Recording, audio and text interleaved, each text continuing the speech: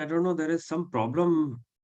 Uh, Again, and it's a pleasure to welcome you all for the day two proceedings of Hematology Express Essence from ASH 2021.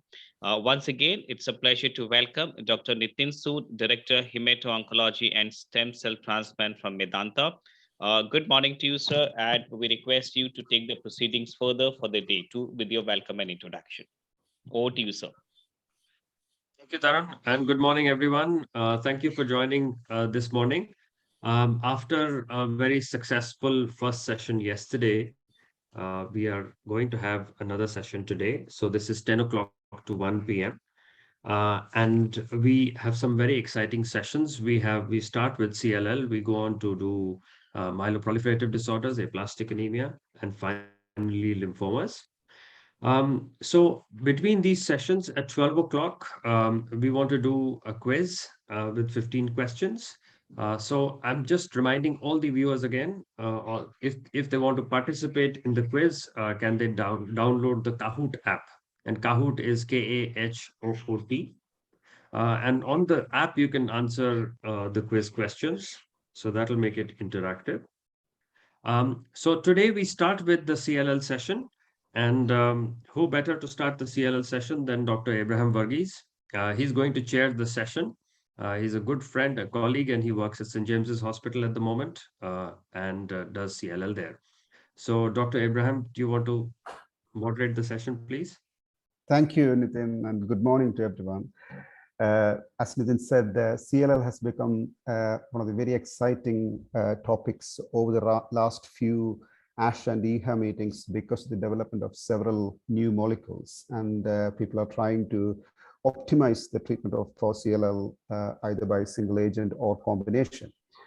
So today we have the first session as CLL, and we have got two very eminent speakers here.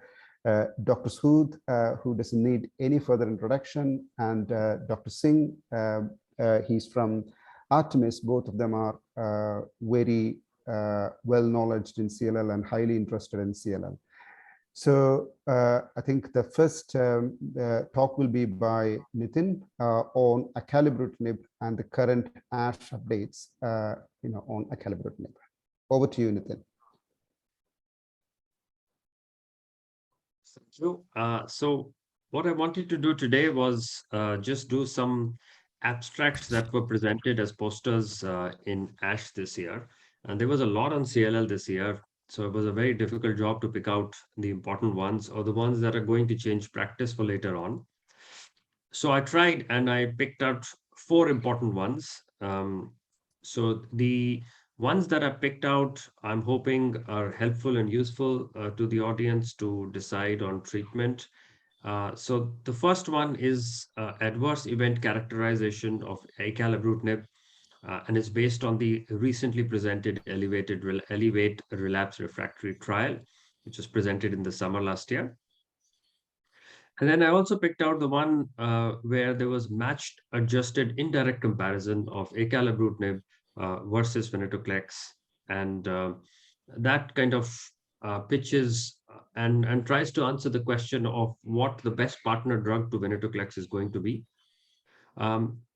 So one of the important things with the medicines today is how we get quality of life. And Q-twist is one of the quality analysis, which is not new, but which throws more light on how a drug is making a patient feel better. And so one of the abstracts is from there.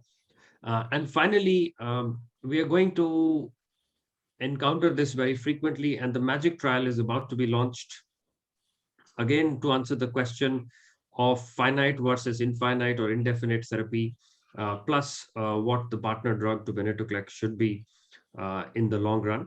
So a few slides about MAGIC trial. So jumping right into it, we know that BTK inhibitors are very important drugs for CLL treatment today. They're not old, but we do have long-term data on them. We know that they work through downstream signaling blockage of the Bruton tyrosine kinase inhibitor and stop the perpetuation of the CLL cells. So we have several BTK inhibitors now. And the first generation ibrutinib, as you can see here on the figures on the right, ibrutinib tends to be more unselective and inhibits off-target kinases, causing more side effects, which is why acalabrutinib was developed. And this figure has been projected many times, and many people would have seen this, that on the right, ibrutinib doing the pink and the orange dots, inhibiting off-target kinases, causing side effects, especially things like atrial fibrillation, flutter, bleeding, bruising, and other side effects, which we're going to discuss. So acalabrutinib was developed, and we can see there are less pink and orange dots here, which means it's less in inhibition of off-target kinases, causing less severe and less common side effects. So the abstract that I picked was characterization of BTK inhibitor-related adverse events in a head-to-head trial of acalabrutinib versus ibrutinib in previously treated chronic lymphocytic leukemia. So this was Elevate trial, which was presented, and this was a post hoc analysis of data from the Elevate trial. It was presented from Melbourne, Australia. And so what Elevate did was include CLL patients who had at least one prior therapy, presence of at least one adverse characteristic like deletion 17p or 11q, had a good performance status, good organ function, and then patients were stratified according to their high-risk abnormality, their performance status, and with the number of prior therapies. And one-to-one randomization was done, and half the patients received acalabrutinib in the standard dose of 100 milligrams twice a day, and the other half went on to receive ibrutinib 400 milligrams once a day, which is the standard dose.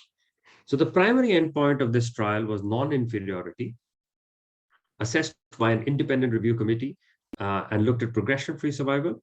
And there were hierarchical secondary endpoints, which means as soon as the secondary endpoint was reached, the trial stopped there.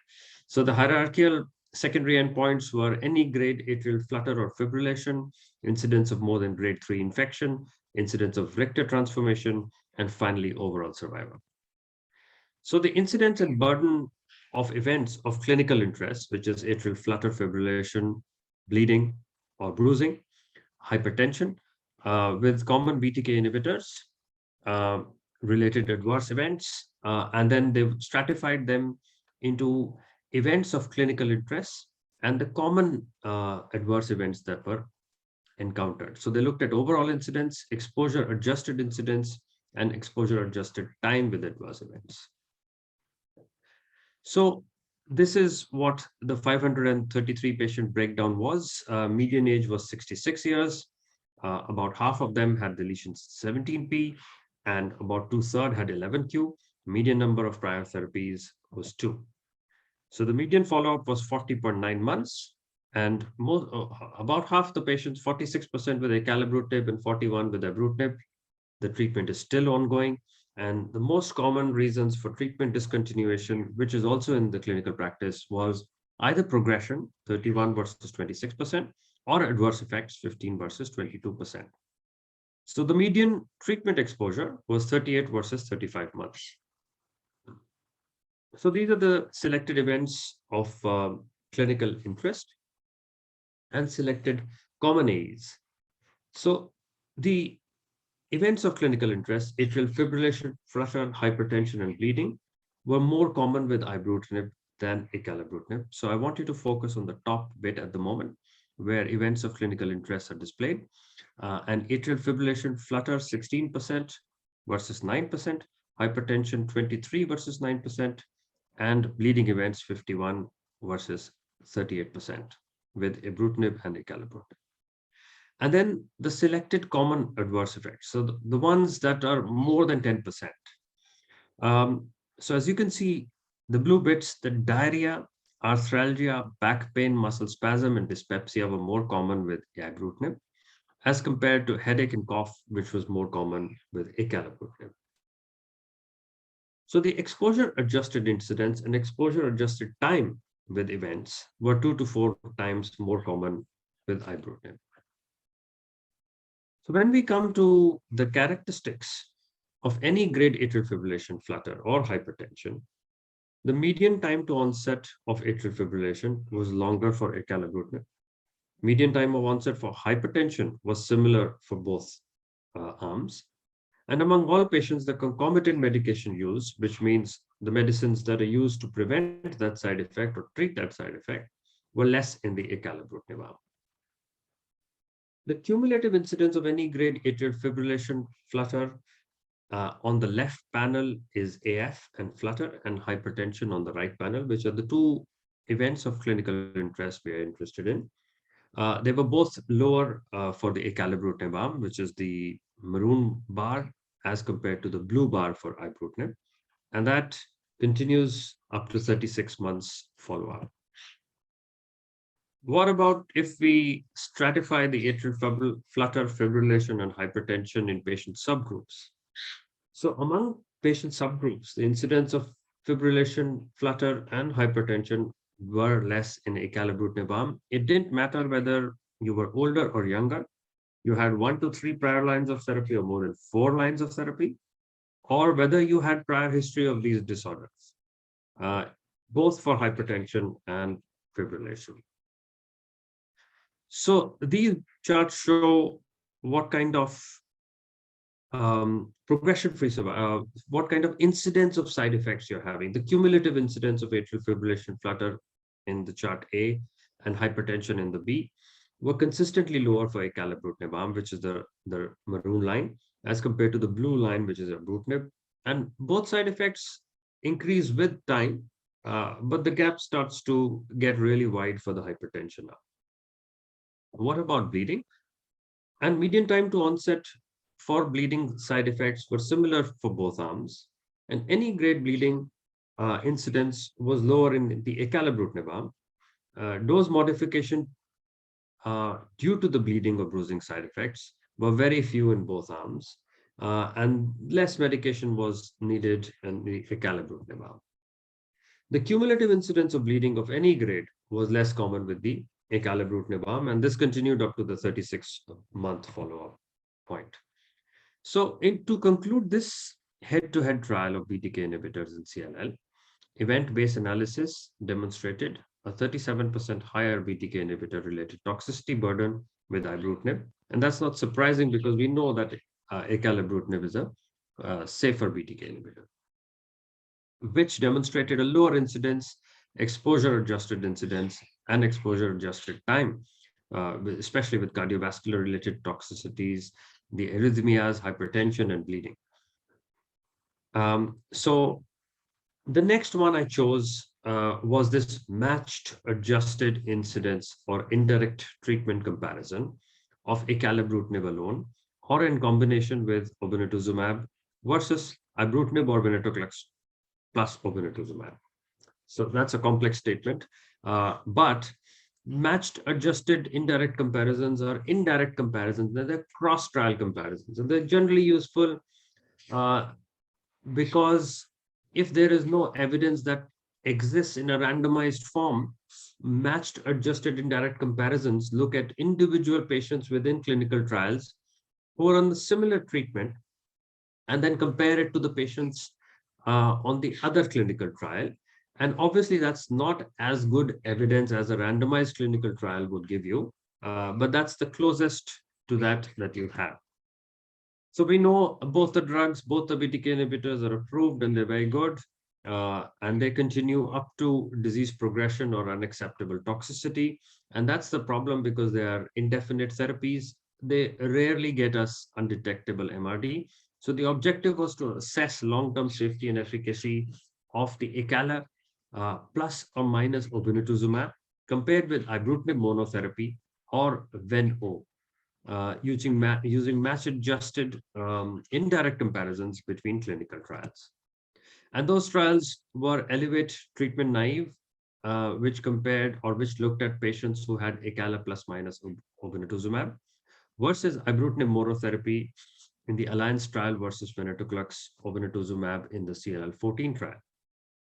So the median follow-up of individual patients or the group of patients increased from 28 to 47 months for acala obinutuzumab, 29 to 38 months, giving maturity to data from ibrutinib, and maturity to data from venetoclax obinutuzumab arm. So the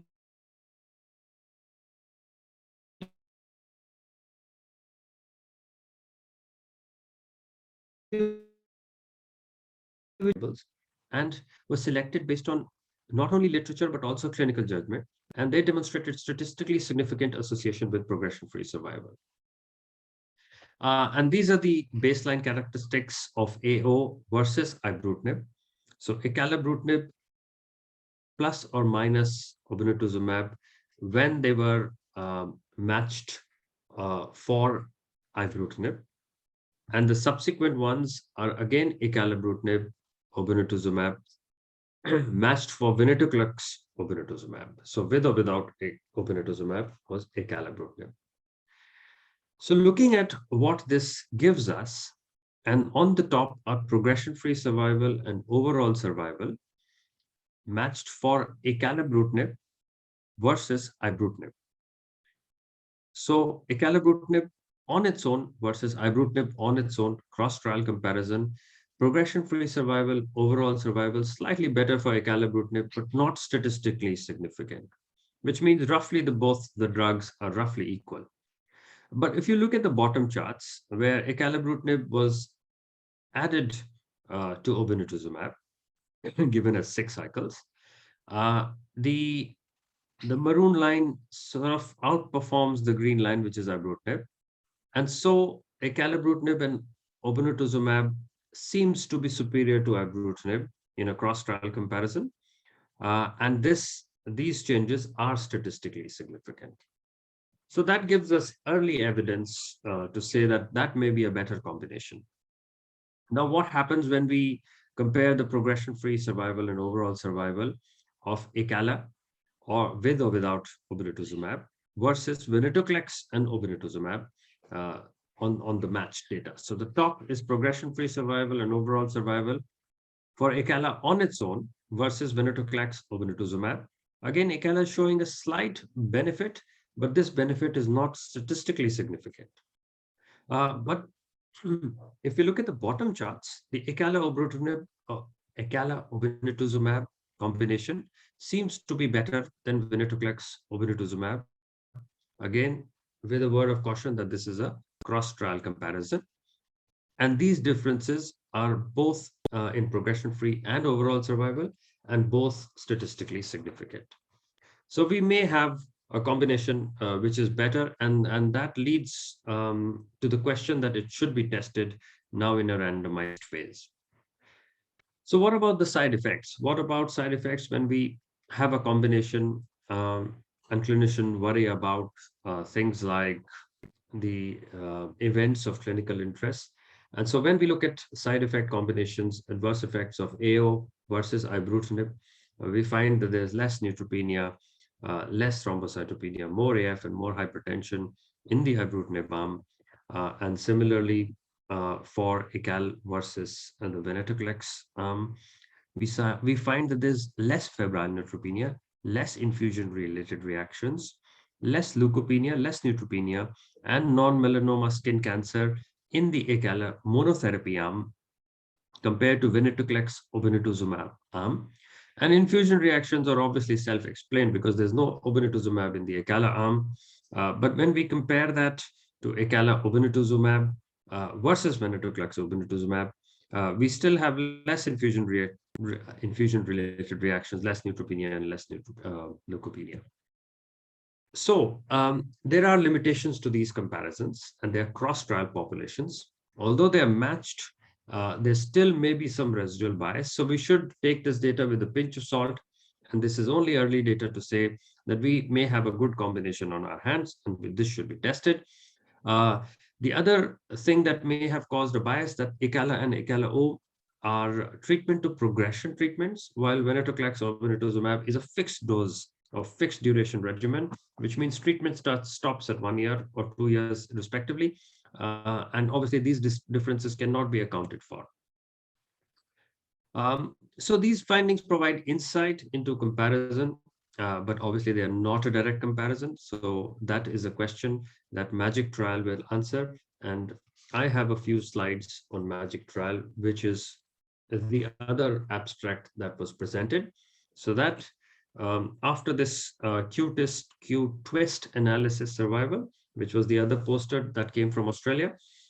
So these are results of a post-hoc assessment in patients who participated in the ASCEND or ELEVATE relapse refractory trial, and they compared the benefit risk of acalabrutinib versus adalimumab, bendamustine, or rituximab based on investigator choice, or ibrutinib in the other trial amongst relapsed refractory CLL patients. So Q-twist analysis are not new. They were used in the late 90s for breast cancer patients. And Q-twist literally means quality adjusted time without symptoms or toxicity. And these analyses balance risks, which is the toxicity of the drug, with benefits, which are prolonged survival without symptoms of disease progression or adverse events, which means the good time that you spent on the drug without the relapse, without the toxicity of the drug. So it's an alternate to quality adjusted life year, a method that incorporates the benefits and risks of the drug effect, and it also captures toxicity, the mortality effects, and the progression of the disease. So this analysis was conducted based on these two particular clinical trials, ASCEND and ELEVATE relapse refractory, which compared two treatments, one chemo versus non-chemo treatment, and the other comparing two BTK inhibitors. So they wanted to assess quality adjusted survival benefits between the treatments that I just said. These are the essential components of a Q-twist. The red rel part is the time spent in relapse, and it's established by progression-free survival determined by an independent review committee. And it's the time that you start from relapse date to the death date. And that's the time that you don't want to be in. The tox state, the green one, is the time spent with toxicity starting from randomization date to the day before relapse date or the earliest relapse sensor date. And for ASCEND, toxicity was defined as grade 3 to 4 adverse events, which means the more severe adverse events. For ELEVATE, toxicity was graded either into grade 3, 4, the more severe ones, or grade 2 to 4, or the more common ones, which where we had more than 10% adverse events in more than 10% of the patients that participate. And finally, you have the twist, the blue bit, which is where you want to be. And that's the time spent without toxicity. And it starts from randomization to the date of relapse or toxicity, whichever happens earlier. So these are the partitioned survival plots of health states that patients were in relapse refractory CLL. And this is acalabrutinib versus idelalisib rituximab or bendamustine rituximab, and that was investigator choice in the ASCEND trial. So clearly we can see the blue bit in acalabrutinib is much bigger than the blue bit on the right side. The red bits in the acalabrutinib arm are much thinner, and which means the relapse. So relapse is occurring earlier in bendamustine rituximab. We know that anyway. So patients who received acalabrutinib spent a significantly longer time in the blue twist state and shorter time in the red rel state or green tox state as compared to patients who received IR or BR. So what does that mean? And that means longer duration. So Q-twist was statistically longer for acalabrutinib at 17.5 months compared to IR or BR, which was 15.5 months. And this was statistically significant with a p-value of less than 0.01. What about acalabrutinib versus ibrutinib? And remember, we classified the adverse events between grade 2 to 4 AEs or AEs of frequency of more than 10%, and finally grade 3 to 4 AEs. So patients who were treated with acala or ibrutinib spent the same amount of time in the rel state. Not surprising again, because both the drugs are similar in efficacy. The duration of tox and twist states varied by toxicity definitions. So if you look at grade 2 to 4 adverse events, acalabrutinib had the longer twist state, which is where you want to be, and shorter state in tox. But if you look at adverse events which are more than 10%, the common adverse events, acalabrutinib had longer time in the twist state, 3.6 months, and shorter in the tox state. Grade 3 and 4 adverse events, the bottom bit, however, did not differentiate between the two treatments. So that means acalabrutinib demonstrated a significant quality-adjusted survival benefit compared with either IR or BR, and quality-adjusted survival gains for acalabrutinib over ibrutinib varied by the toxicity definition, but were numerically higher in all analysis. So that kind of confirms that acalabrutinib is an equal drug as far as efficacy is concerned, but as far as side effects are concerned, it's a better drug to ibrutinib. That brings us to the final poster, where the MAGIC trial, and I'm sure we're going to hear a lot about the MAGIC trial. And this was presented from Dana-Farber Cancer Institute. So MAGIC is a proposed phase 3 prospective multi-center randomized open label trial, and it's going to compare acalabrutinib plus venetoclax, which is the BCL2 and BTK combination, versus venetoclax obinutuzumab, which is the sort of standard arm. And it's looking at non-inferiority in previously untreated CLL, which means treatment-naive CLLs.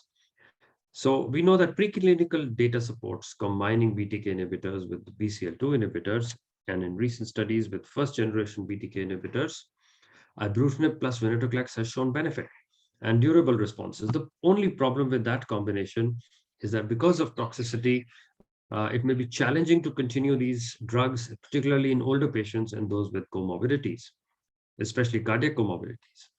So the aim of MAGIC is to address whether MRD-guided finite therapy with acalabrutinib venetoclax provides non-inferior efficacy and guides us on MRD-guided finite therapy with venetoclax obinutuzumab in previously untreated CLL and SLL.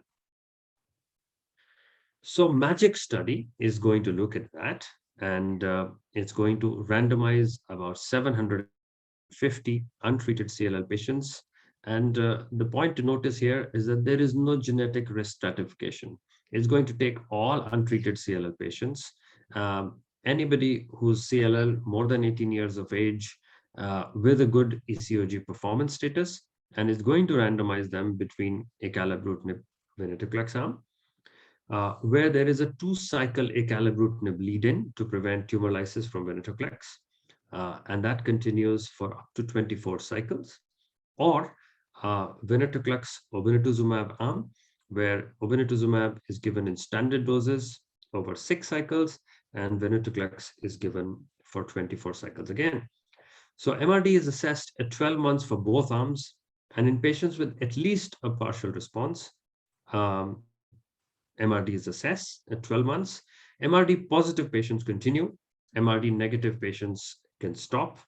And all treatments will be discontinued at 24 months, regardless of the MRD status. So MRD status is then continued up to the study endpoints on regular basis. So the primary investigator-assessed progression-free survival is the primary endpoint, with key secondary endpoints being undetectable MRD at sequential time points. As I said, after 6 months, 6 cycles, 12 cycles of venetoclax, and yearly thereafter. And the other key secondary endpoints are overall survival, event-free survival, overall response rates, complete response rates as per undetectable MRD. Quality of life, of course, comes into most of the trials now, and safety and tolerability of both the combinations. So this is going to be an important study, and we're going to hear a lot about it. So it's going to launch in the Q1 of 2022, which means about now. And this study will inform us about selection of doublet therapy and which drugs to use, which may be a better partner drug for venetoclax. And will be most appropriate for patients with previously untreated CLL or SLL without restriction by genomic background or age.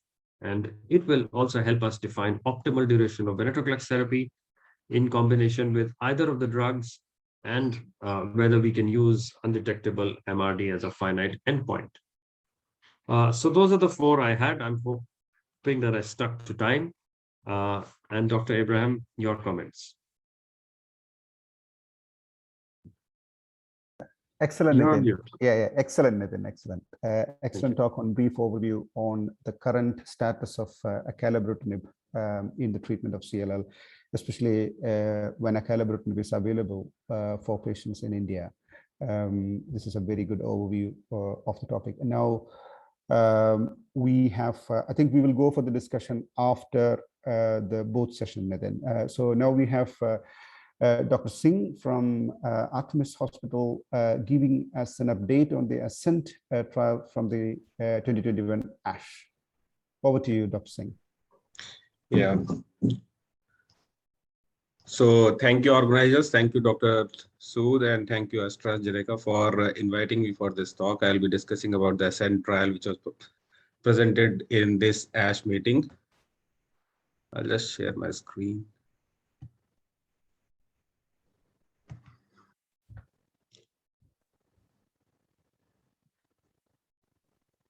So hope my screen is visible and I'm audible.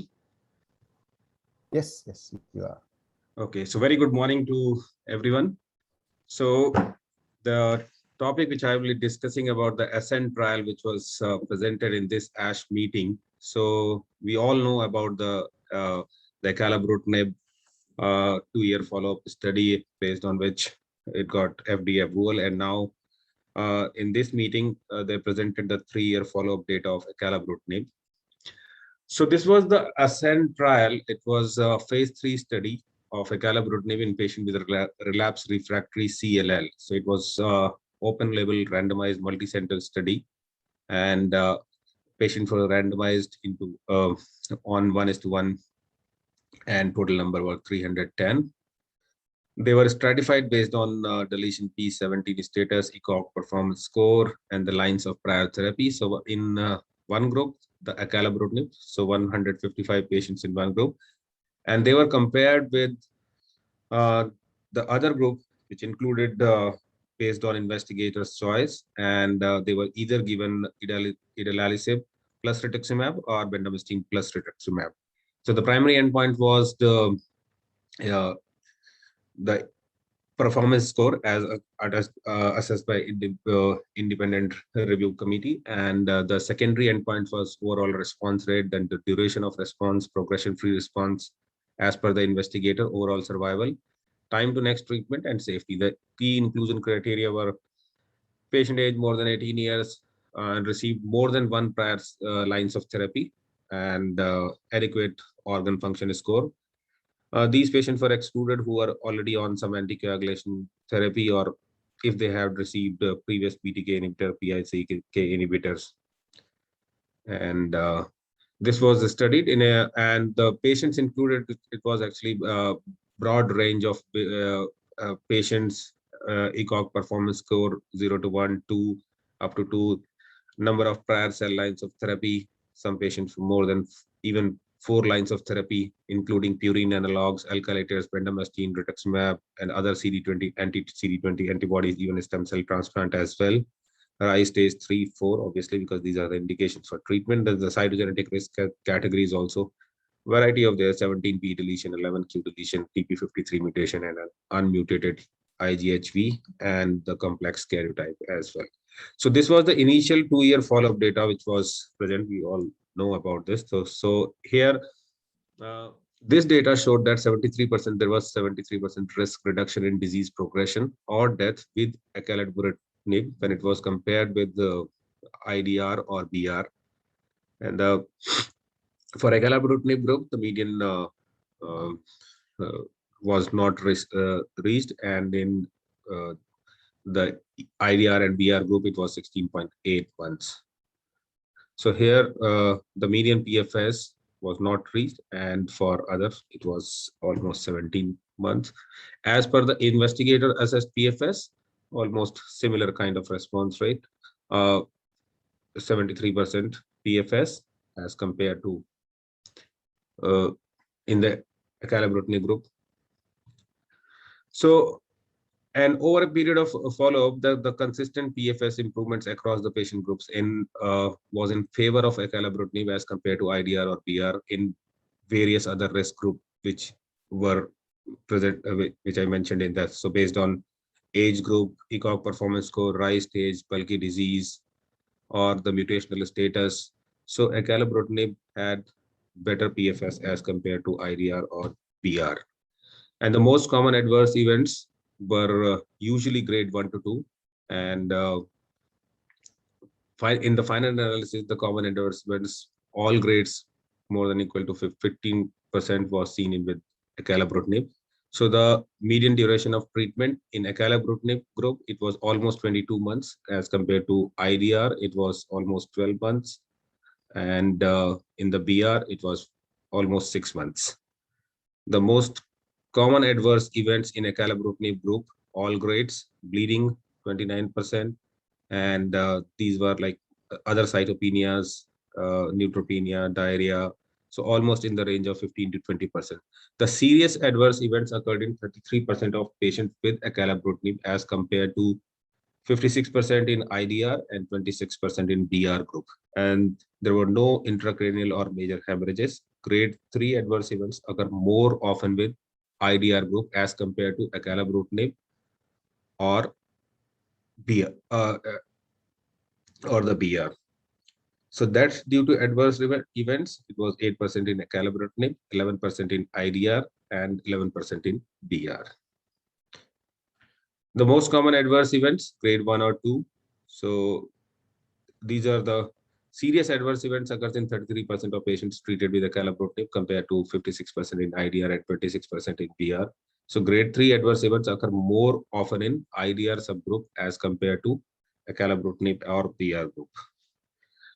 Now, there were lower incidence of cardiovascular adverse events in acalabrutinib, atrial fibrillation, ventricular tachyarrhythmias, or hypertension, and the median duration of exposure, as I mentioned, it was almost 22 months in acalabrutinib. And the other events of clinical interest, including bleeding, cardiac events, infections, and the final analysis, the second primary malignancy was 5% in acalabrutinib as compared to 2% in IDR or BR group.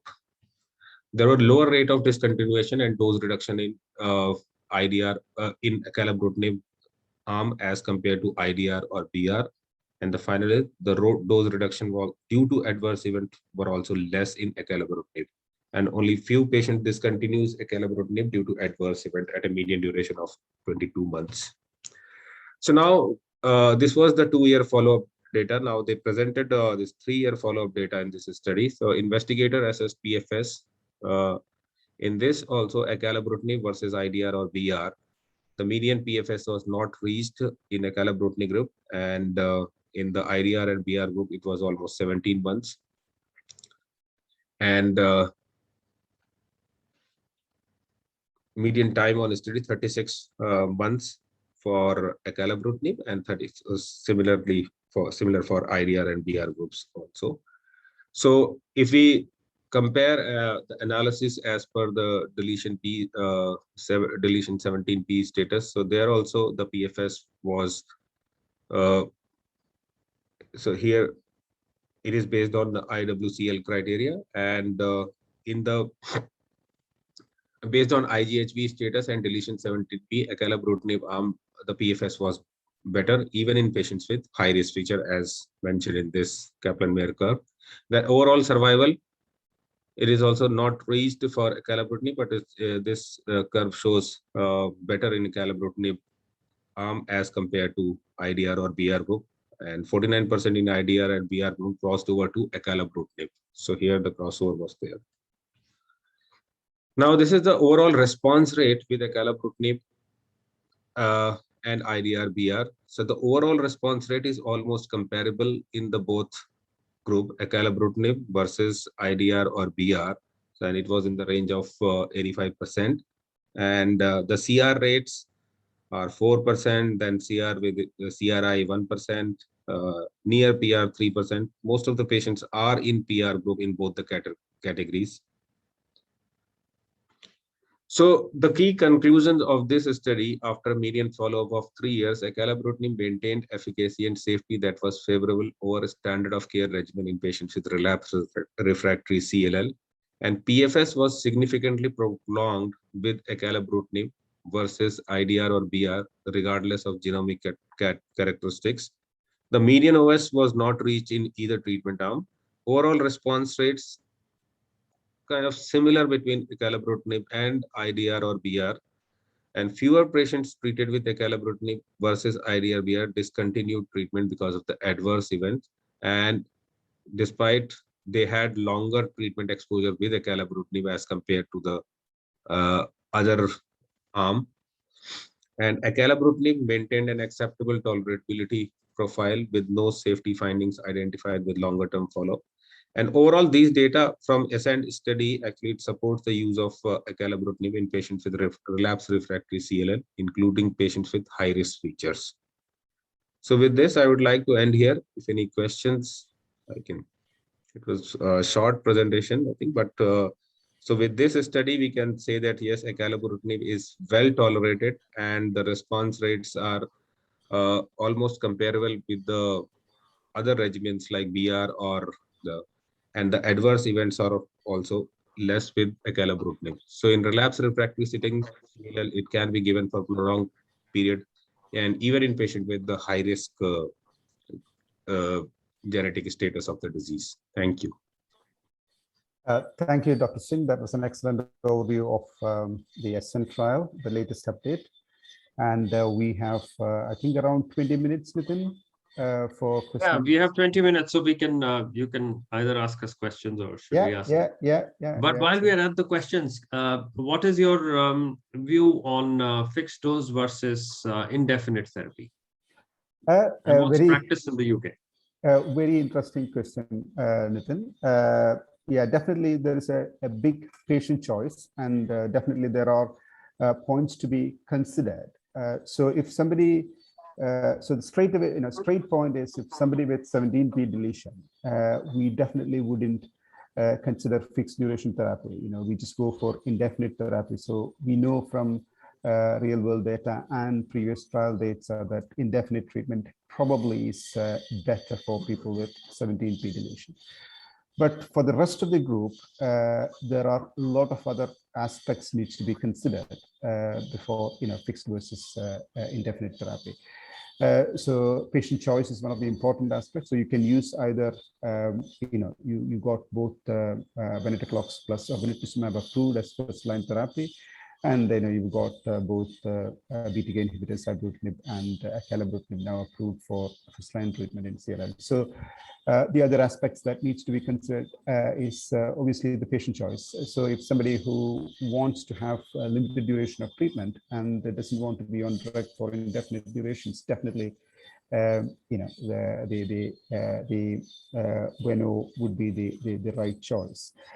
And again, we know that now, MRD is achievable with Veno, but whether that is translated into long-term survival or not, it's still, unanswered. The other options that we usually consider is because the interaction of the drugs, people who have problems with other medications. So if somebody is on, other medications, which interacts with the indefinite treatment, so at least, if it's a fixed duration treatment, we can limit the combination for that, duration, and then, discontinue the treatment. And obviously, if somebody who has cardiac problems, then BTK inhibitors probably is not the ideal choice, even though we have acalabrutinib, which is much more selective. It's probably not the ideal treatment that we use in K. But yeah, so these are the options that we consider, or these are the factors that we consider when we decide on whether it should be a fixed duration or an indefinite treatment. And one more thing to add on is obviously, sorry. Sorry, one more thing to add on is obviously whether there's still the question of whether chemoimmunotherapy is considered or not. But, in Western countries, chemotherapies, even though we know that a very few subpopulation of CLL with IBGH mutated status can possibly attain a cure with FCR treatment, you have to consider the long-term toxicity of FCR. We don't know, about the long-term toxicity of, newer agents, but, with risk of MDS, secondary AML, et cetera, you still will be very apprehensive on considering anybody for chemoimmunotherapy now in the Western world. But, obviously in our situation, it's not practically possible. So we have to consider that factor also into account. Right. And that risk is not small, is it? I mean, it's about 3 to 4% of all patients who receive FCR. In long term, it's around just below 5%. That's a significant risk. And if you take the whole cohort of CLL patients, then the patient who could attain a possible cure is around less than 10%. So it's a significant risk that you have to consider when you consider chemoimmunotherapy in these patients. Yeah. So, can I ask Dr. Pavan the same question from an Indian perspective? Yeah. So in our setting, so finite therapy, if you ask me, because it's a cost burden also, is it there? So finite therapy, obviously young fit. So most of us prefer FCR for younger fit patients, because there it is fixed duration of therapy and the possible cure, which Dr. Abraham has already mentioned. The selective group of patient we can still get possible cure. But I don't know for in the acalabrutinib group, yes, for how long to go on, because mainly because of the cost burden. Otherwise,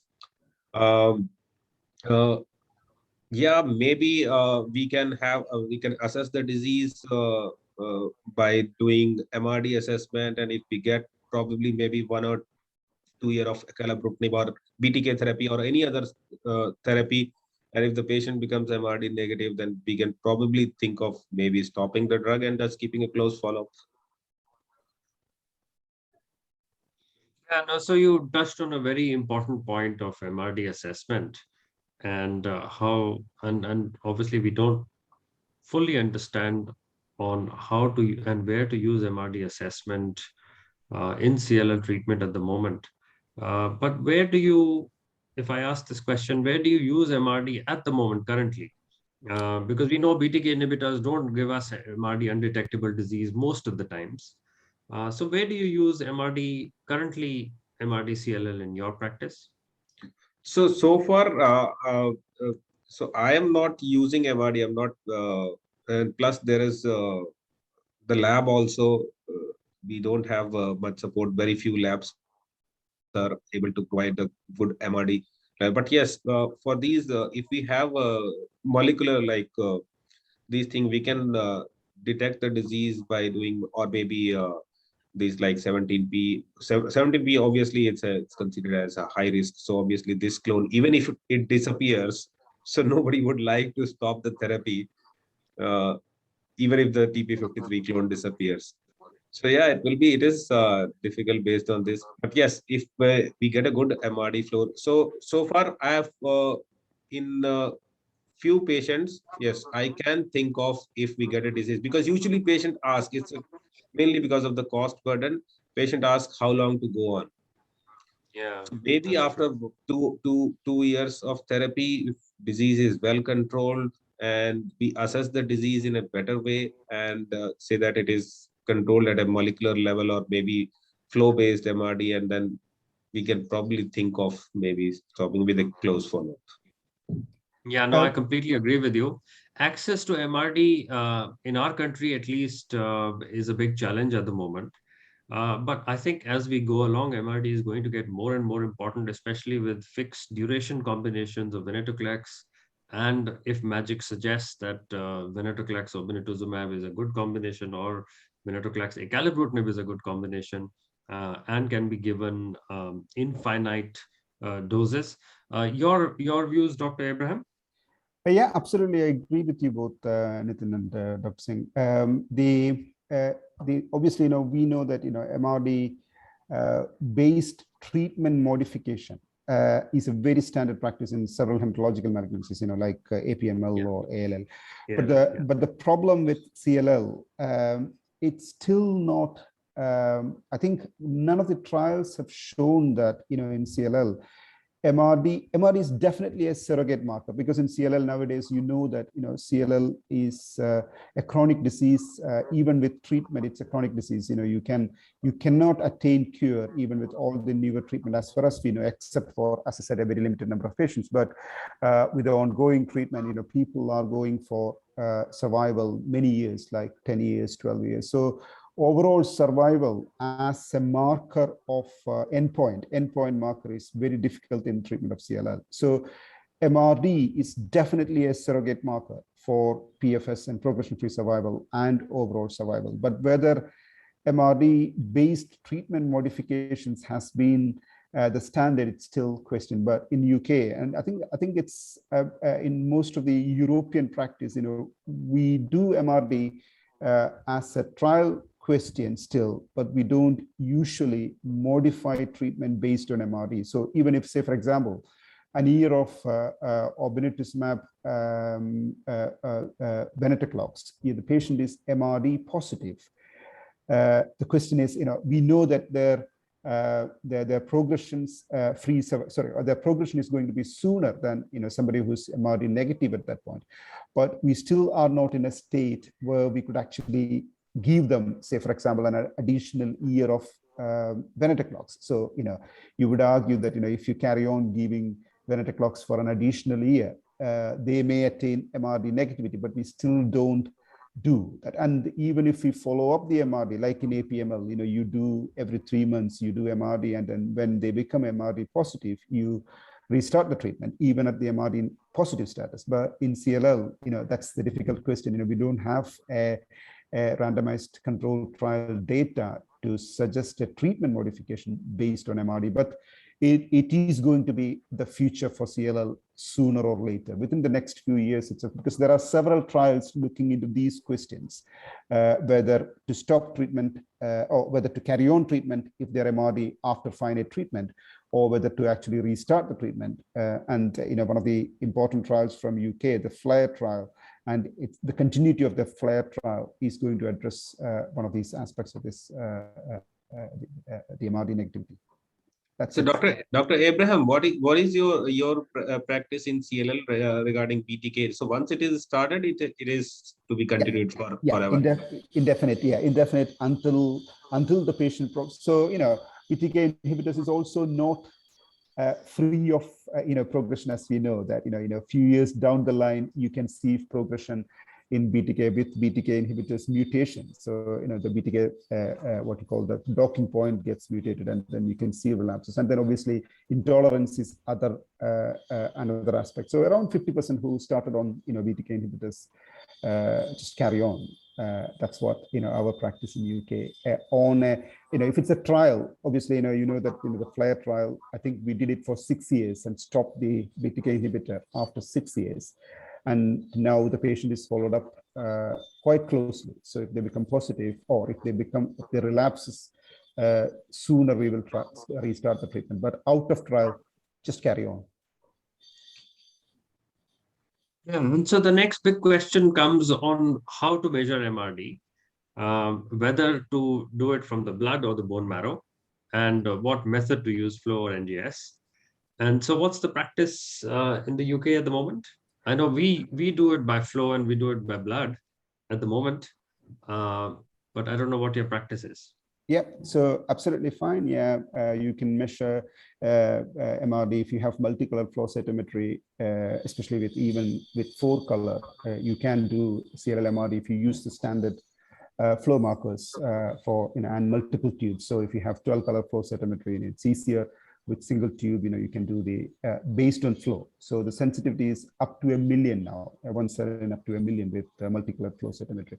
And then you have immunoglobulin gene mutation based status for the MRD assessment, like molecular PCR based technique with NGS, next generation sequencing techniques. It's much more sensitive. But in UK, we use, I think in UK generally the flow is much more optimized than the PCR based technique. So because you probably know about Andy Royston, so who optimized the MRD and I think the UK practice is based on their the stream. So that's why we use still flow-based MRD practice in UK. So the other question, whether you do bone marrow or the blood. So if you're doing, there's a lot of data from, I think it's from Leeds itself. There are a lot of data comparing bone marrow versus the blood. So if you're using B-cell depleting agents like monoclonal antibody, then initial blood flow will be a bit of a suboptimal sample because there is a question of compartmentalization in CLL. So this is a big issue with alemtuzumab previously, but with even with CD20 antibodies like obinutuzumab, it's still a question. So if you're doing earlier MRD assessment, it's probably bone marrow is but few months down the line, once the compartmentalization optimization is done, flow-based MRD is the standard practice we use. We don't nowadays do bone marrow-based practice at all. So 3 months after the treatment, we started to follow them, and usually every 3 months. This is more, this is not a standard practice, I have to say. This is mostly trial-based question. So we just do flow-based peripheral blood MRD every 3 months, if possible, to follow up. So the next, and I know we touched upon BTK inhibitors and relapses, and that eventually most of them would relapse. And we've seen some real-world data as well from ibrutinib to say that only 50% of the patients remain on ibrutinib after 5 years or so. So the big question for the Indian physician where venetoclax is not available is how to treat a BTK inhibitor exposed patient who has relapsed now. So I'm taking the question, or Dr. Singh? Yeah, you can take it if you want. I can ask Pavan from later. Yeah, Pavan, you from, start. Yeah, whichever. Yeah. So, from the Indian context, we can't just extrapolate what is available in the trial or from the Western world. The problem with Western world, if you have a BTK inhibitor and relapse on BTK inhibitor, several options. So, for example, you have the BCL2 inhibitor as a standard option, and people who relapsed after the BCL2 inhibitor will go for a covalent BTK inhibitor like Loxo 305. So, you have small molecules itself as options down the line for treating CLL in Western world. But, for us in India, after the BTK inhibitor, so, obviously, even BTK inhibitor is very expensive in India until the generic BTK will, is going to be available. I think pretty soon, you'll have the generic BTK inhibitors. But after that, BCL2 inhibitor with obinutuzumab is a big challenge. So whether you can use the chemoimmunotherapy, it's an unanswered question, Nitin. I don't think that, we have any trial backup from the Western world to say that, after BTK inhibitor, whether you can, but you can, extrapolate, you definitely will say if you don't have a 17p deletion status, then possibly you could use chemoimmunotherapy. And, obviously in the Western world, they don't do transplants nowadays in CLL. So in Indian context, whether it's going to be cheaper to do an allogeneic transplant in an young patient with CLL or to go for, treatments which are going to be more expensive, that question is has to be considered. Yeah, Dr. Pavan, an Indian perspective on this? Yeah, so as Dr. Abraham has already said, we don't have much options if patient relapses on BTK. Yeah. So maybe obinutuzumab, yes, it is available. You can give a trial of that. But again, so maybe yes. But I mean, the problem is venetoclax is not available, but it's kind of there to be sort of imported or gotten from other countries. So we may have access to it. Yeah, in my opinion, venetoclax should be made available in India as early as possible. There are various indications like AML, MDS, CLL, so many indications are there. So venetoclax should be made available in India soon. Yeah. So if that was available, then we could use either a fixed dose or a continuous sort of Yes. combination of venetoclax or obinutuzumab, which seems to be the standard at the moment. Yeah. And of course, guide our therapy based on MRD. So yeah, with that, I think we had an excellent discussion on CLL. Thank you, both of you. Thank you, And Dr. now I want to bring this session to a close and start with the next session, which Dr. Balakrishna Padate is going to talk to us from Mumbai on myelofibrosis. And his topic is the evolving treatment paradigm in myelofibrosis. And he's going to give us an update on that. So thank you, Dr. Padate, for joining, and over to you. Hi, Nitin. How are you doing? So Yes, very let's well, see thank whether thank you. So let's see whether I can share my slides first. So the screen is open. Do you see my slides at all? you. Not yet, no. If you just hit the share screen button. Yeah. So let's try again. Share screen.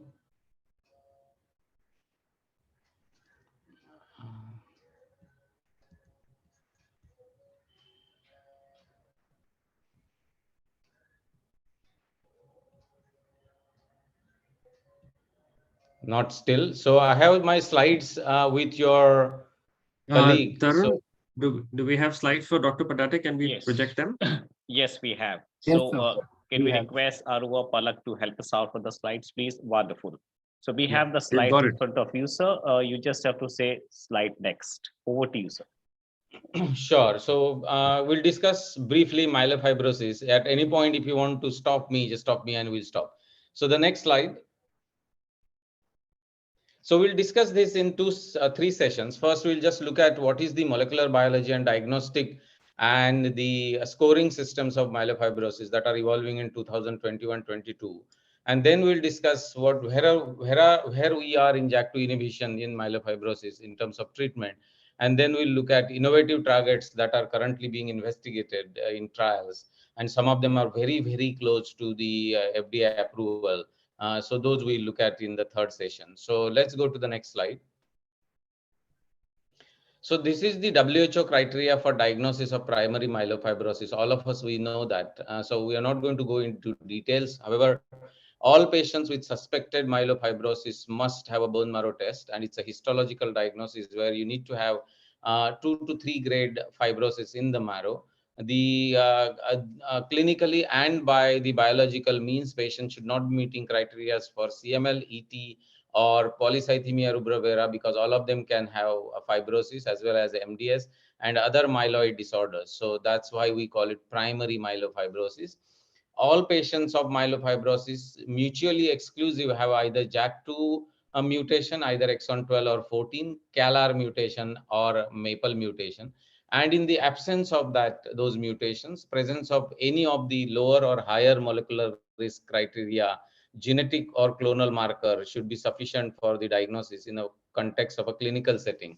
So in the minor criteria, you should have anemia, which is not attributed to any comorbid conditions like renal failure, for example, leukocytosis, splenomegaly, LDH increased to above the upper limit of the normal, and leukoerythroblastosis. And this can be checked at 2 consecutive determinations. And once you satisfy these criteria, you could call that patient primary myelofibrosis. Next slide.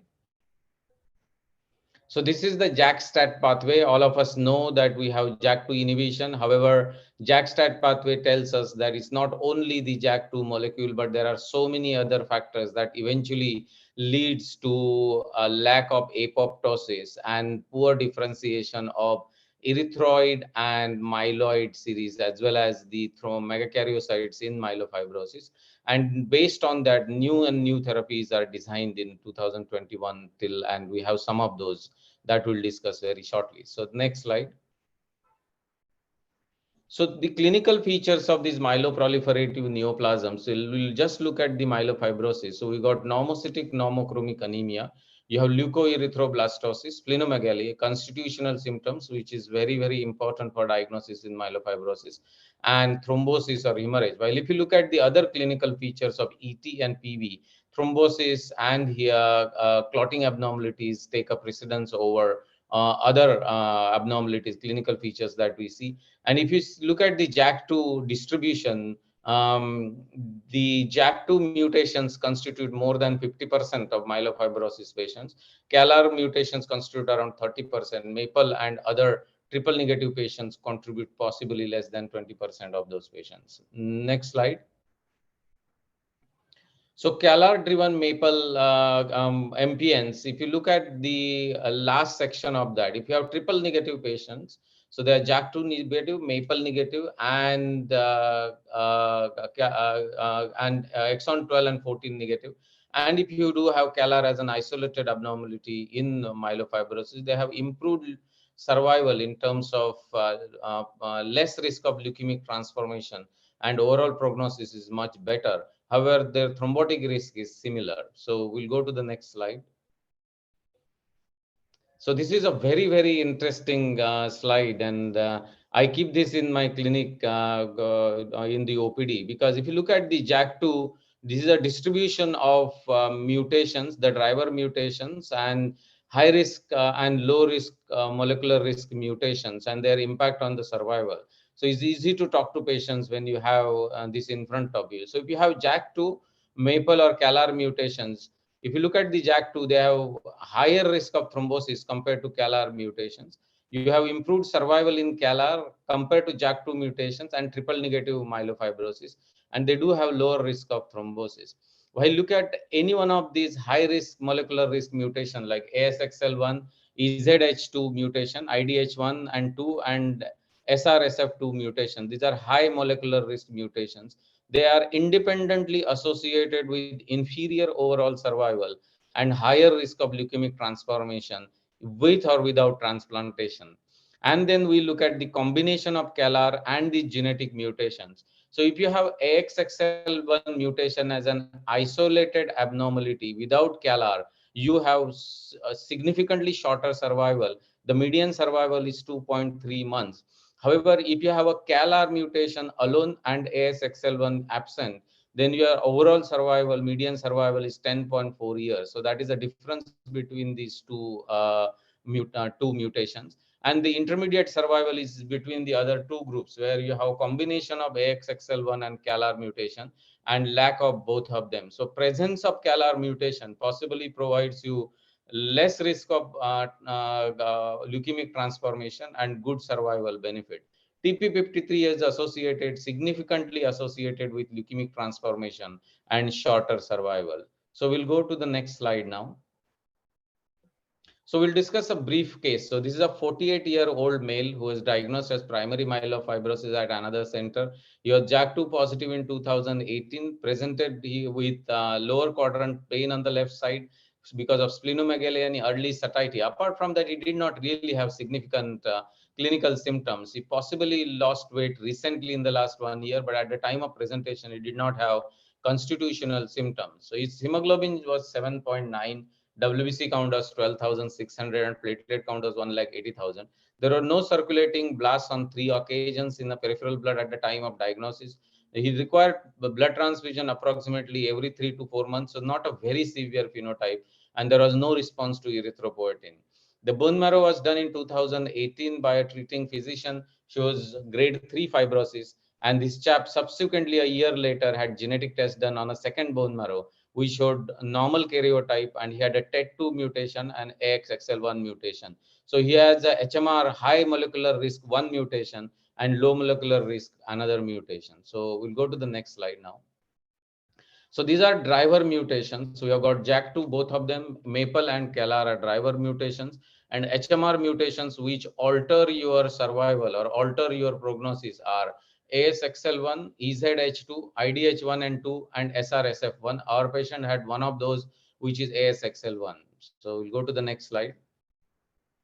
So based on the IPPS score, this patient has low hemoglobin requiring blood transfusion. So on IPPS score, he gets only 1 point, and DIPPS scores, he gets 2 points. So if you look at IPPS score with 1 point, he falls into intermediate 1 category with approximately 8 years of survival. So we'll go to the next slide. So we'll look at NCCN guidelines in patients with intermediate 1 risk. If they are symptomatic, if you call our patients that anemia as symptom, yes, then of course you would go on to treat them with ruxolitinib. So this patient did have ruxolitinib in moderate dosaging.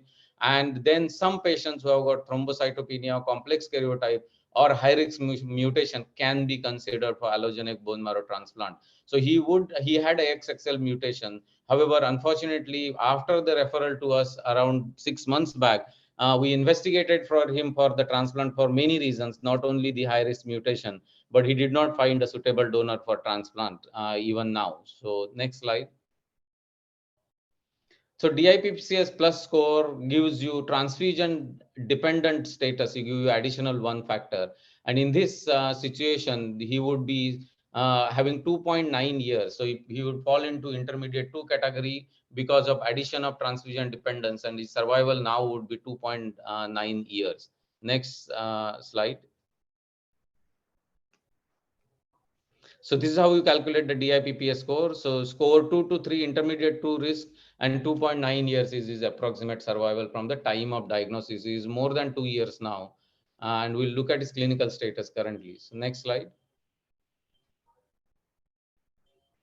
So then if you consider him for genetically, because he had ASXL1 mutation, on this slide, you can see on the right side, it's a high risk mutation. So if you look at his genetically inspired prognostic score, GIPPS, if people are low risk, their 5-year survival is 94%. At 5 years, 94% of them would be alive, while the 5-year overall survival in patients with has more than one HMR, their survival will be 14%. So it's highly unlikely that this patient without transplant is going to go on to live for 5 years. So that is very clear from GIPPS score. Next slide. So these are the different prognostic scoring system based on genetic and molecular data. So our patient on DI-IPPS score was falling into intermediate 1 risk. Now, if you look at this HMR category, and if you go straight to MIPPS 70 score, he does not have significant constitutional symptoms. Blast count is not there. He does not have unfavorable karyotype. Platelet count is more than 180,000. Transfusion need, he has transfusion need. However, he doesn't fit into MIPPS 70 score. He's not triple negative, he's JAK2 positive. He has XXL1 mutation, which is not counted into MIPPS 70. And absence of CALR mutation gets 2 points. So straight away, if you look at, he is 3, and then HMR category, he has more than 2. He does not have that. And bone marrow fibrosis of more than equal to 2 grades. So that also does not have. So if you look at his total score of 3 to 4 on the MIPPS 70 and MIPPS 70 plus score. So we'll go to the next slide. So if you look at this slide, overview of risk stratifications on the MIPPS 70, if you have more than 4, or MIPPS 70 plus, if you have more than 4 score, this patient should be considered for allogenic transplant. What does that mean? The person who was initially categorized as intermediate 1 and who would in asymptomatic state would remain only on observation or ruxolitinib. His survival, now we know based on the genetic data that their survival, less than 5-year survival, is close to 14%. And that is the reason these patients should go for allogenic bone marrow transplant. So treatment decisions, particularly in transplant scenario, definitely changed by the calculations of these scores in a different fashion. So that's the reason incorporation of genetic data in patients' diagnosis and prognostic calculations in 2021-22 must be done, particularly when you are certain that they are myelofibrosis and you have a curative option like allogenic bone marrow transplant. Next slide. So this is how you calculate the MIPPS 70 score. Next slide. Next slide. We can go to the next slide and the next slide as well. So this is MIPPS 70 score. So our patient would fit somewhere into high risk to very high risk category. And if he's treatment eligible, immediately he should go for allogenic bone marrow transplant. If there is treatment in a transplant ineligible, then we should trial novel agents, because we know that at some point we are going to get stuck with this treatment only on ruxolitinib. So next slide. So if you look at this slide, it shows that nearly 1/5 of patients who we have classified otherwise on IPPS score at intermediate risk profile, intermediate 1 IPPS score, or will be only because of high risk molecular markers will be classified, will change their grading on the prognostic score and their treatment plans. So nearly 1/5 of those patients would definitely change. So you should use the genetically inspired prognostic scores for your patients with myelofibrosis, primary myelofibrosis. Next slide. What is it that makes most difference? So our patient had JAK2 mutations, but majority of those patients, 20% that patients we are talking about who would change their grading in terms of use of high molecular risk mutations are actually triple negative patients. So if they are triple negative and you have primary myelofibrosis, definitely consider doing next generation sequencing at the time of diagnosis. I would say all myelofibrosis patients, we generally do NGS at the time of diagnosis, because your treatment plans will change. But if you do have triple negative patients, the maximum impact of treatment changes are in this set of patients when they are JAK2, CALR and a MAPLE negative. Next slide. So these are, so what is the impact of high molecular risk mutations? So they reduce overall survival, increase progression to leukemia, and reduce leukemia-free survival. Next slide. You should start ruxolitinib earlier in patients who need it. So in our patients like intermediate risk profile, one on IPPS, without using the genetic data, and they do have transfusion dependence in these patients or any other patients, when you think that they are suitable for ruxolitinib, the starting of ruxolitinib should be early. The reason for that is once you are progressed into the disease, advanced disease, reversal to some degree of normality becomes difficult. Your splenic responses are lesser than you start if you start the dose earlier when they have not significant or only marginal splenomegaly. Once they become transfusion dependent or a platelet transfusion or blood transfusion dependent, initiation of ruxolitinib becomes difficult because ruxolitinib itself reduces your platelet and hemoglobin, and they become transfusion more transfusion dependent, and continuation of therapy becomes more and more difficult. And that's the reason if we think that patients need a JAK2 inhibitor, it is better to start it early rather than late. Next slide. This is the JUMP trial. So what has ruxolitinib done so far? So ruxolitinib has achieved symptom response in patients in all categories, not only in patients who have splenomegaly. So if you look at on the right top graph, you have patients with palpable splenomegaly and non-palpable splenomegaly. In those patients, your total symptom score improvement is similar. So it doesn't matter whether patient has splenomegaly or not. If there is an indication to start ruxolitinib, you should start it. The reason for that, the symptom score improvement will be in both sets of patients. And on the left top corner, if you see patients with platelet count of more than 100,000 and patients with less than 100,000, in both sets of patients, there is improvement in, although in patients with platelet count less than 50,000, you are worried to give the dosing. So what does that tell you? Because their dosing is slightly lesser than what you use otherwise in patients with adequate platelet count, their symptom improvement is lesser. All irrespective of that, they do have significant improvement in symptom in both sets of patients. So is there a relationship of this symptom improvement and the degree of change in the fibrosis or disease modification? We'll look at that at a later time. But all these patients, irrespective of their platelet count and splenic enlargement, they do have significant improvement in TSS, and that's the reason, irrespective of those two factors, if there is an indication to start JAK2 inhibitor, we should start it. Next slide.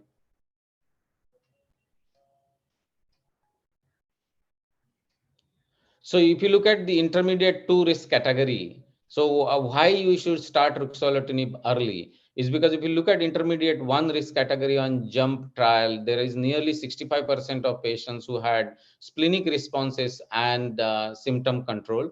And when you start them at a higher grade, they do have splenic responses of up to 30% and 40% in two different groups, 2 different trials. So if you start early, their symptom control, long-term disease control, the splenic improvement, spleen size improvement is much, much better. So next slide. So what is the impact of all these high-risk molecular mutations and the treatment? So if you look at on this graph, ruxolitinib in low-risk mutations and ruxolitinib in patients with high-risk mutations, and best available therapy and low and high-risk mutations. In patients, in both of those settings, if you look at patients with high molecular risk mutations, there's overall prognosis progression-free survival, leukemia-associated survival is much, much lesser if they are associated with high molecular risk mutations. Now, knowing that information, how does that help? So we'll go to the next slide.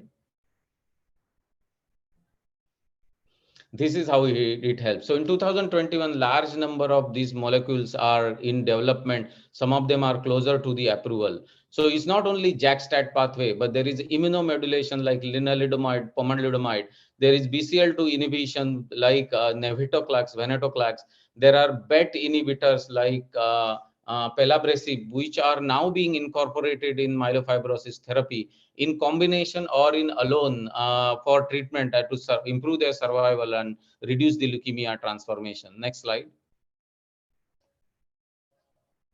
So these are different targets. So we know from 2004 that transforming growth factor beta is primarily responsible for development of fibrosis, and it releases interleukin 8, which is associated with symptoms. So this is a primary factor that we knew, however, there are no inhibitions so far of that. So we had JAK2 inhibitors. So now there are TGF beta microenvironment inhibitors or IL-2 inhibitors, which are being developed for myelofibrosis. There are immunotherapies like PD-1 inhibitor, CALR antibodies, and CALR vaccines.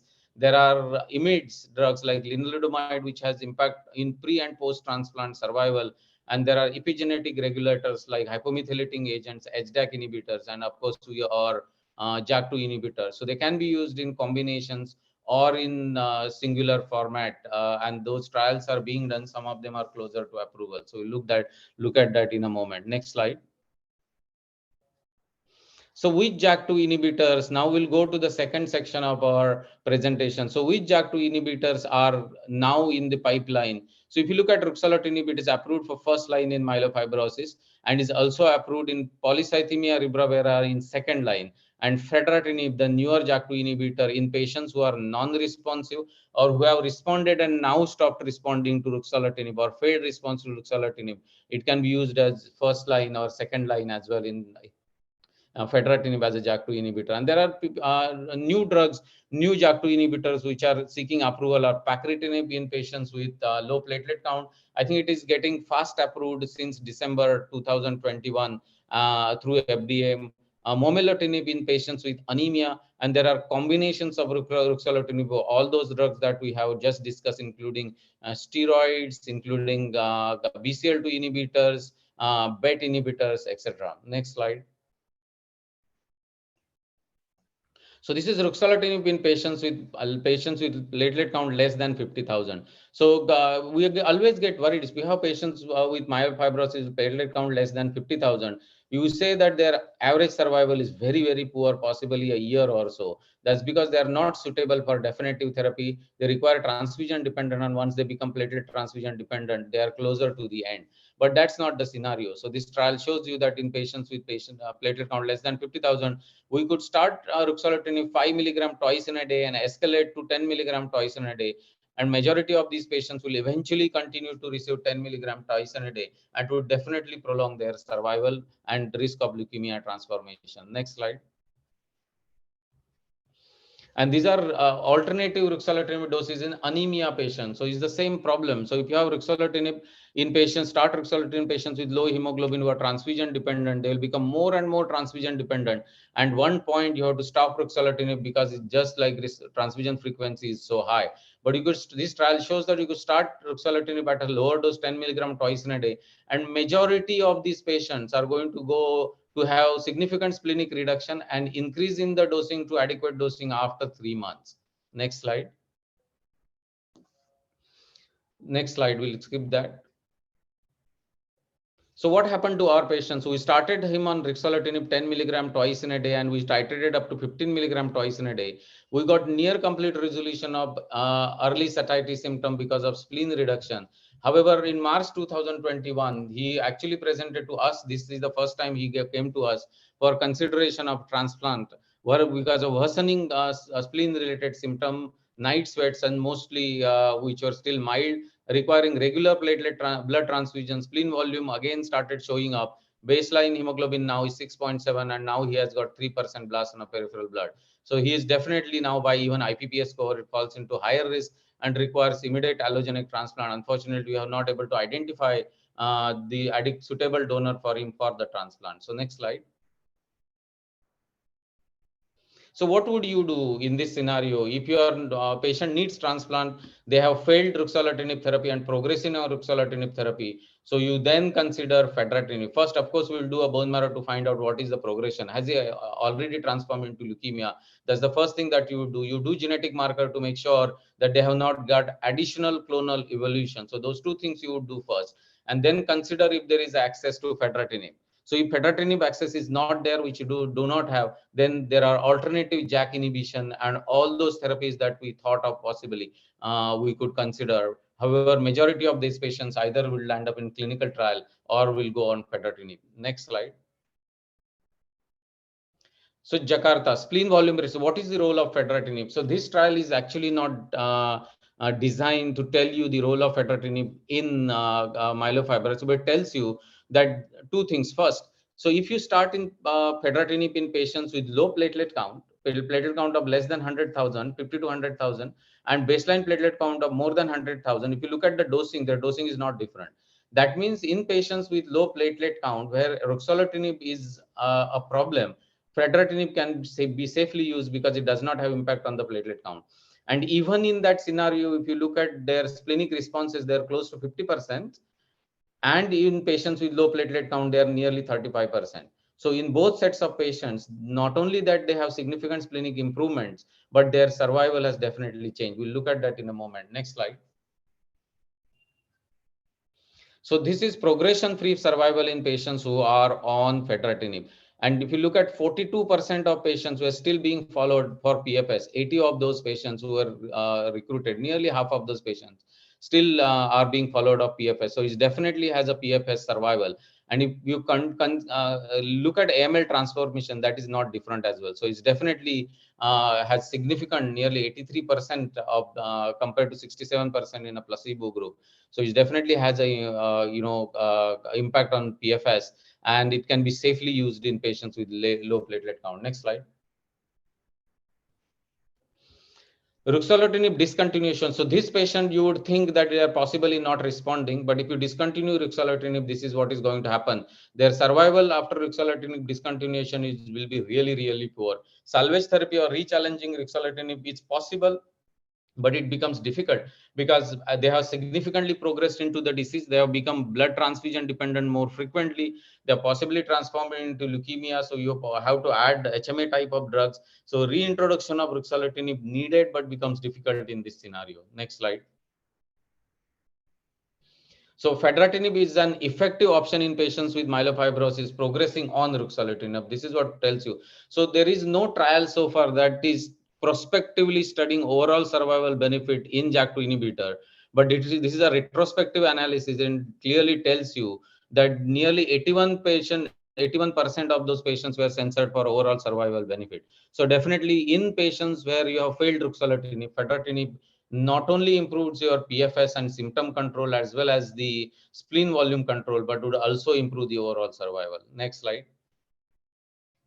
Now we'll look at the newer other drugs. The third section of our presentation is newer other drugs that are being developed. So this is momelotinib in patients with myelofibrosis. So this is the drug which interacts with hepcidin pathway, inhibits the hepcidin pathway in addition to the JAK2 inhibition, and it can be used in patients who have severe anemia where you are worried about using ruxolitinib.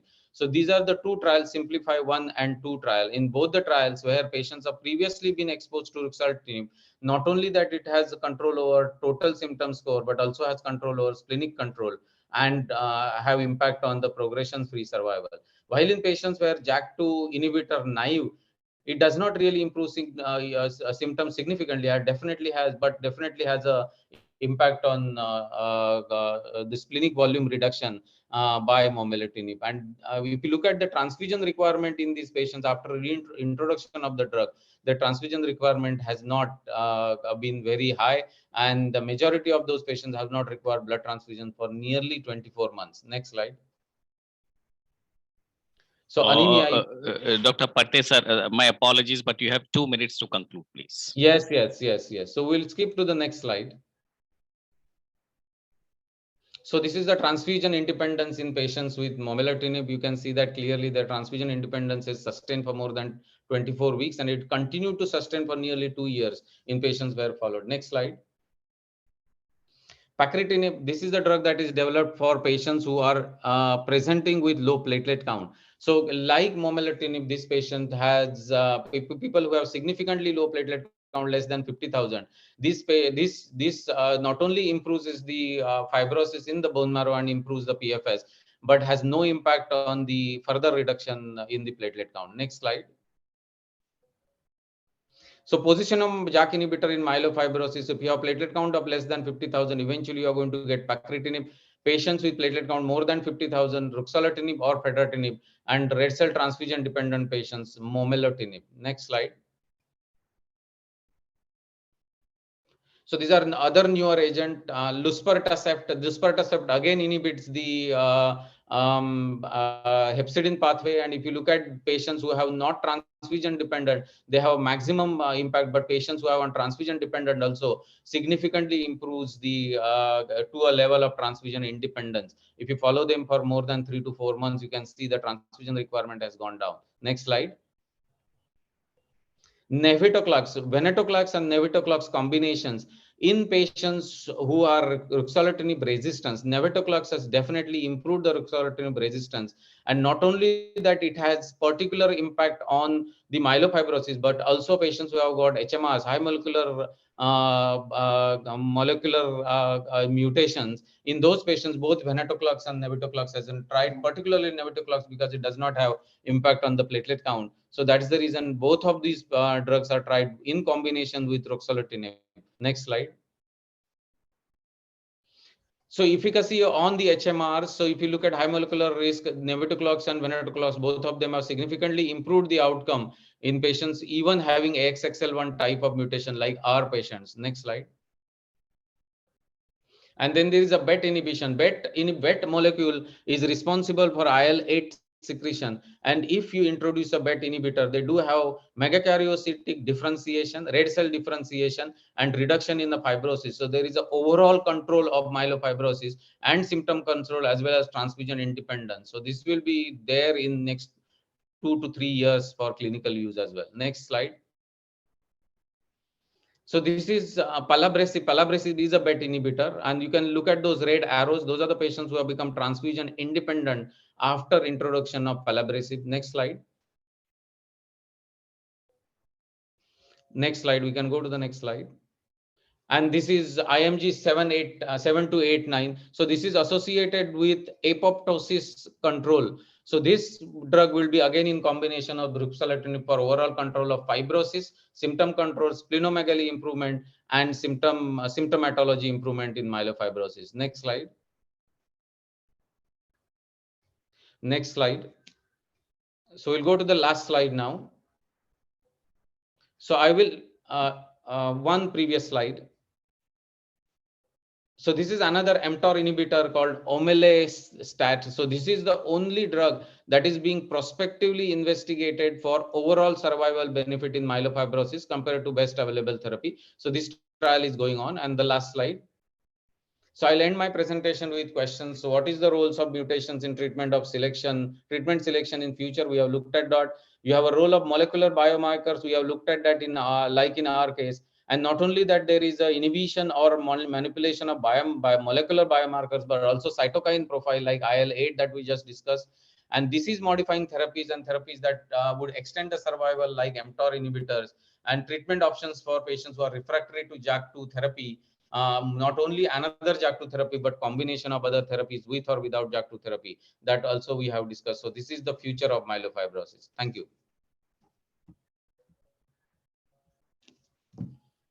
Thank you, Dr. Kodate. That was very comprehensive and extensive. So thank you so much for updating us. My only question to you, Yes. my only question to you is, you said you do NGS diagnosis for all patients. So Yes. which do you have sort of a panel that you do, or which sort of combination of mutations you check for? So only in myelofibrosis, not in all other patients of MPN. So there is a strong suspicion of myelofibrosis. We ask them to look only for HMRs. So the 4 HMRs that are going to change your treatment. Oh, right. So like CALR and JAK2 and MPN. Yeah, no, Okay. CALR JAK2 Oh, MPN is done by reflex panel. And if it is not yeah. detected and they are triple negative, we do NGS and look for HMR, ASXL1, IDH2, 1 and 2, etc. And also Okay. ask them to look for JAK2, exon 12, 14, MAPLE and CALR by NGS. Okay. So I'm assuming that's just the myeloid panel that the standard labs do. That's correct. Okay. Excellent. Excellent. So I don't think there are any further questions. Your talk was very comprehensive. So thank you so much for that. Thank you. Thank you. And the next one that we have is about hypoplastic anemia. And who better to tell us about hypoplastic anemia than Dr. Amrita? She is brave enough. She has COVID at the moment, but she's still doing the presentation. And her talk is entitled Clinical Evaluation, Diagnosis, and Treatment Updates in Hypocellular Marrow Failure, an update from ASH 21. Dr. Amrita, just before I invite you, just give me 1 second, just to remind the viewers that we have a quiz after Dr. Amrita's talk, so in half an hour. So if you want to participate, just download the Kahoot app, and that's KAHOOT. So over to you, Dr. Amrita. I think somebody else is sharing screen. I'm unable to share my screen. Yeah, Tarun, can you help? Yeah, no, fine.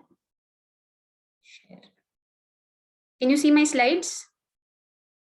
Yes, we can see the slides if you just put it in the presentation mode. Yeah. Yeah, perfect. And I hope you can hear me well also. Yes, we can very well. So thank you for having me and giving me this opportunity to read up a bit, to read the latest ASH book. So my assigned topic was the clinical evaluation and diagnosis and treatment updates in hypocellular marrow failure. So let's see what is new concerning the clinical evaluation and diagnosis of patients with hypocellular marrow failure. So I would cover my presentation with a brief introduction, a little bit of the differential diagnosis. Why do we actually need to do this exercise? Why do we actually need to have a talk on this topic?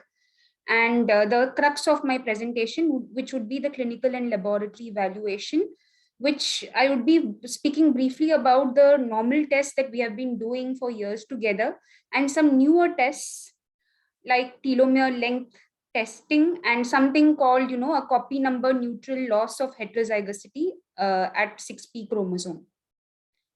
Now, we know that hypocellular bone marrow failure is a broad and encompassing term, but it is just one term that we use for many different diseases, many different differential diagnoses. But if you need to broadly classify them, when somebody comes to us with a hypocellular marrow and cytopenias, we need to differentiate between an acquired disorder or an inherited disorder leading to marrow hypoplasia or marrow aplasia. But this cannot be easily distinguished, or this cannot be easily differentiated just by morphologic examination of the blood and bone marrow. You have marrow hypoplasia, you have marrow aplasia, but then it could be because of an acquired or an inherited disorder. And the management of an acquired disorder varies greatly from how you would manage an inherited disorder. And that is the reason why we need to differentiate between an acquired and an inherited inherited cause of marrow hypoplasia or aplasia. And as we know, we do see patients with severe aplastic anemia, very severe aplastic anemia, in which the disease does not give you any time to run a battery of tests. Patient is neutropenic, already has presented with an infection, maybe a perianal infection or a fungal pneumonia. We really want to act fast, but then treatment has to be informed whether we are dealing with an acquired or an inherited disorder. And that's why we need to have certain clinical pointers and lab pointers which will help us differentiate between the two. Now, coming to the differential diagnosis of hypocellular marrow failure. So as I said, broadly classified into acquired and inherited causes. In acquired, we have the classic acquired aplastic anemia, which is immune-mediated damage to the bone marrow, because of which the marrow becomes hypocellular or hypoplastic, and we have cytopenias. Then we can have various vitamin B12, folate deficiencies, copper deficiencies, even anorexia nervosa can cause marrow aplasia. Then we have 10% of around adult patients with myelodysplastic syndrome who do not present with the typical hypercellular marrow of MDS. They present with a hypocellular marrow. And sometimes we do have difficulty in differentiating between aplastic anemia and a hypoplastic MDS. And then we have medication and toxin induced marrow aplasia. So, on the other hand, we have the inherited bone marrow failure syndromes or the myeloid malignancy predisposition genes. We have the classic inherited bone marrow failure syndromes, which have names, and we have Fanconi anemia, we have the short telomere syndromes, DKC, and then we have Schwachman-Diamond syndrome, and then we have specific genetic defects. Now, it is very important that we differentiate between the two because the management of both are entirely different. Whether we need to take up somebody for a stem cell transplantation, whether immunosuppressive therapy has a role, what are the kind of donors that we need to choose in case we do consider a patient for transplant. So lots of clinical implications and treatment implications, and that is why it is necessary to differentiate between the two. Now, this is just a slide showing the difference in pathogenesis between somebody who has acquired aplastic anemia. By acquired aplastic anemia, I mean the immune-mediated damage to the bone marrow stem cells, in which immunosuppression has a role. On the other hand, we know that immunosuppression does not have a role if somebody has inherited abnormal stem cells, which is the case in inherited bone marrow failure syndromes. And if somebody has sustained damage either from drugs or radiation or chemicals in which the stem cell is damaged. So these are two conditions in which we know that immunosuppressive therapy has no role, and we need to replace the defective or the damaged stem cell with a normal stem cell through a stem cell transplantation. So because of this difference in pathogenesis between the two categories of diseases is why we need to differentiate. Now, coming to the evaluation of patients. So obviously, first we need to start with a clinical evaluation. So there are, obviously, all of us know that for the inherited bone marrow failure syndromes, we have clinical pointers. We may have various syndromes with specific features that may be picked up on clinical examination. And we also need to take a very detailed and comprehensive family history, focusing on congenital defects, a family history of cancer, a family history of solid cancer, head and neck cancer, a family history of acute leukemias, MDS, and marrow disorders, because these are pointers which say that this is something that runs in the family, that is inherited. So a detailed physical examination and a detailed history taking is what is essential, as in any disease for that matter. And so we have a very comprehensive table here. I'm not going into the specific details, but obviously we need a focused medical history and a physical examination in which you basically get some idea about what the duration of symptoms is, whether there was a prolonged period of cytopenias. We look at previous CBCs to see how long the patient has been symptomatic, and other pointers towards the severity of the disease, the kind of transfusion requirements, and whether patient has an infection or not, because the presence of an infection is obviously going to impact your treatment outcome and the risks associated with treatment, be it a stem cell transplant, be it immunosuppressive therapy.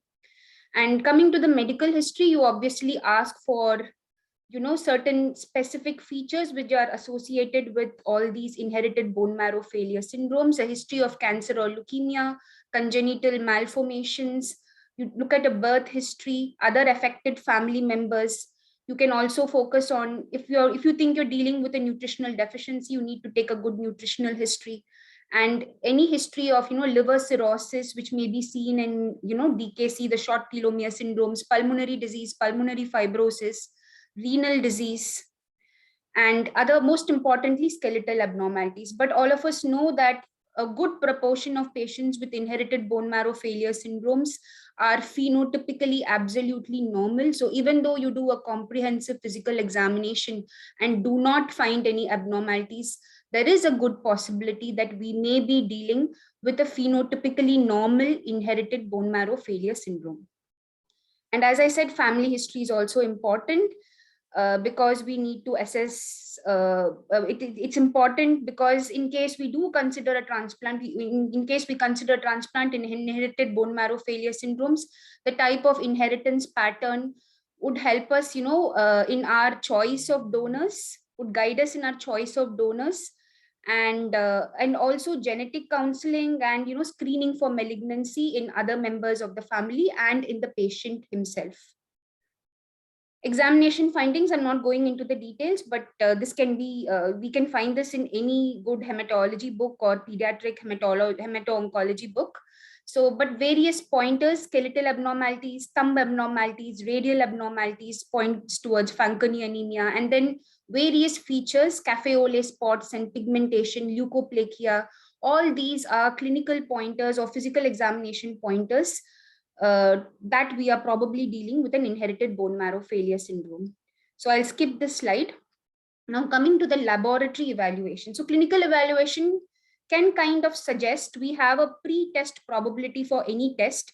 So we can have a kind of probability whether we are dealing with an inherited bone marrow failure syndrome or an acquired immune-mediated damage.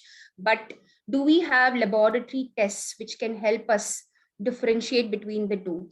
Now, as I already told you, sometimes aplastic anemia leaves us with no time. And we know that some of these genetic tests and stress cytogenetics and all the tests that we use have a long turnaround time. And sometimes we need to just choose a few tests which will tell us it is either this or either that, and help us, in kind of streamlining treatment.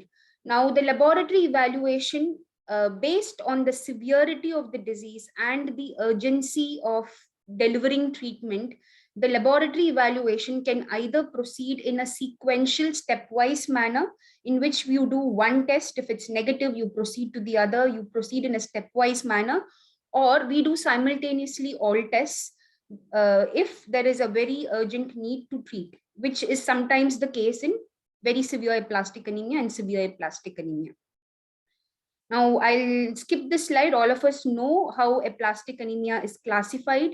The severity of aplastic anemia is classified based on modified Kemeta's criteria.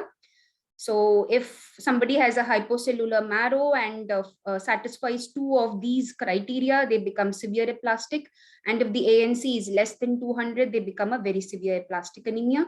Anything else would go into non-severe aplastic anemia. Now, this is just a suggested initial laboratory evaluation for patients with hypocellular marrow failure. So the tests in bold are the tests that is recommended to be done in all patients. So we have tests on peripheral blood, we have tests on bone marrow, and germline testing on cultured skin fibroblasts is also indicated because this is what we know is confirmatory for an inherited bone marrow failure syndrome. But obviously culturing skin fibroblasts is going to take time, and this is something which we will do when we have ample time, when we probably are dealing with a non-severe aplastic anemia, because this test is going to take time. So in case you cannot do a germline testing on cultured skin fibroblasts, we can still attempt a germline testing on an NGS testing on the peripheral blood, even though we know that peripheral blood is not a true germline source. Now, the most important tests that which I would be speaking a little bit on detail are flow cytometry for PNH, because the presence of a PNH clone has a very high positive predictive value that we are dealing with an acquired aplastic anemia. And implications for treatment, obviously, immunosuppressive therapy has been found to work better in somebody who has a PNH clone.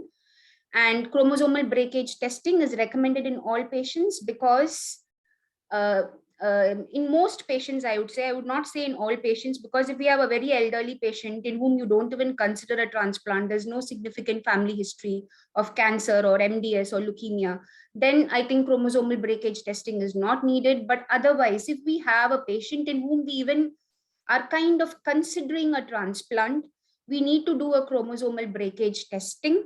I wouldn't say, less than 40 or more than 40. Sometimes we do consider a stem cell transplant in somebody who's 40, extremely fit and has a donor, and just having an arbitrary number saying that I would do chromosomal breakage testing in anybody who's less than 40 and not do more than 40 is kind of arbitrary, because we know that these people are extremely sensitive to chemotherapy and alkylating agents, and it has an impact on the kind of conditioning that you use in transplant.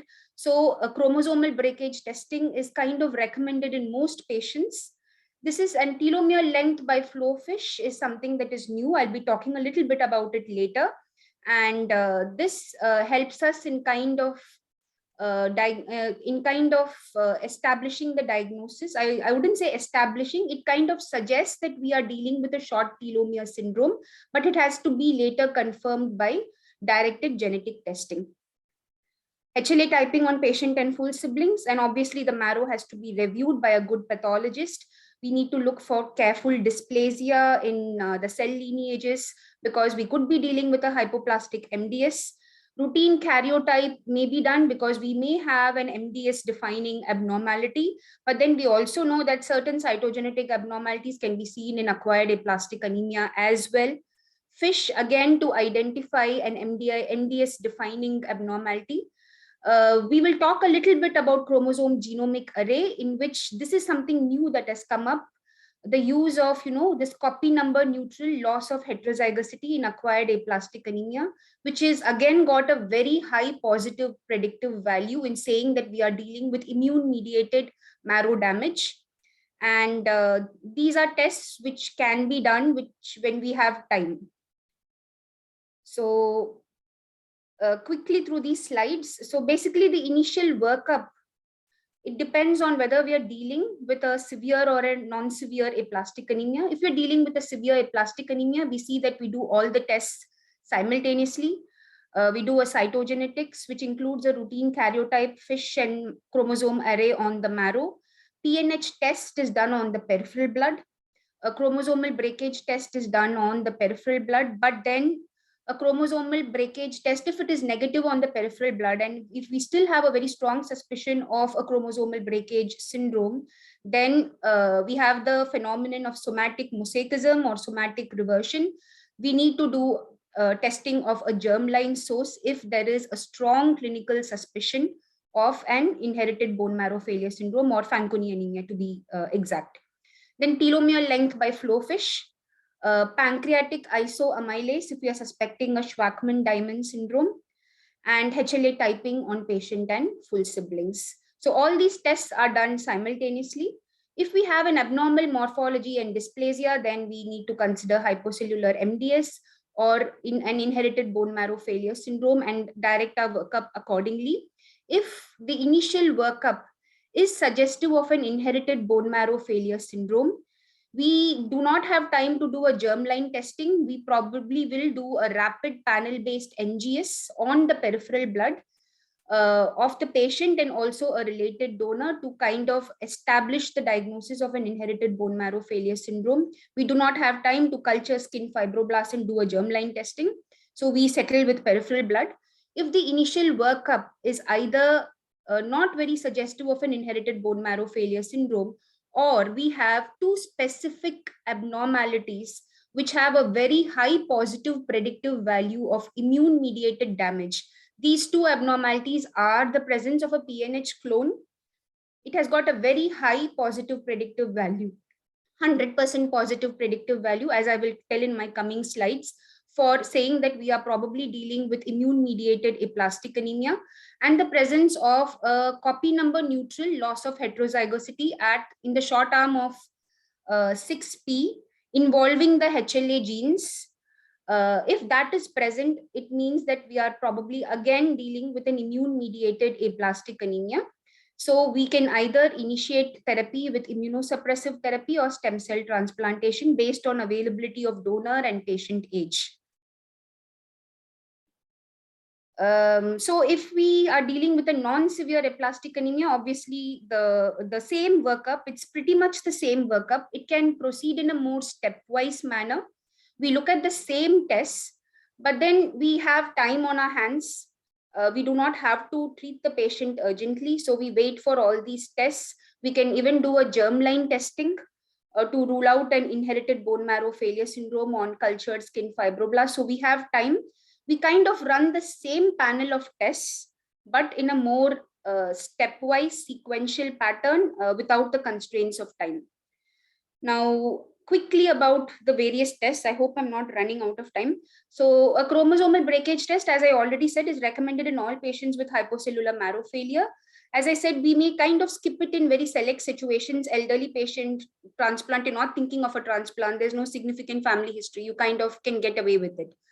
This has to be followed by genetic testing to identify the defective genes on a germline tissue source. In case we do not have time, we can kind of do this test on the peripheral blood, as I've already told you. Now, we do a chromosome breakage testing, and then if it's negative, then there's no further testing needed unless there is a strong clinical suspicion, because as I told you, there's a phenomenon called somatic mosaicism or somatic reversion, in which you kind of do a germline testing source because the germline cells, they kind of express the abnormality better. If it is positive, you would follow it up with a next generation sequencing for Fanconi anemia genes. If the test is equivocal, you do a next generation sequencing or targeted mutation testing for other chromosomal instability or DNA repair syndromes. And as I already told you, if there is an equivocal test, we need to repeat the testing on a germline tissue source.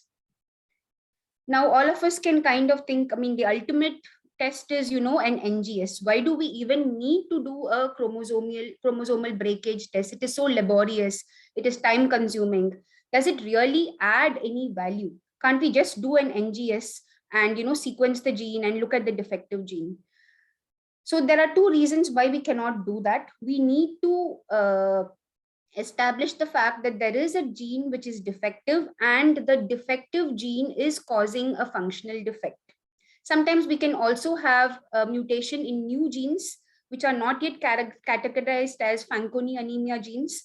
For them to be classified with a disease associated phenotype, we need to show that functionally there is evidence of increased chromosomal breakage. So we cannot get away without a chromosomal breakage test.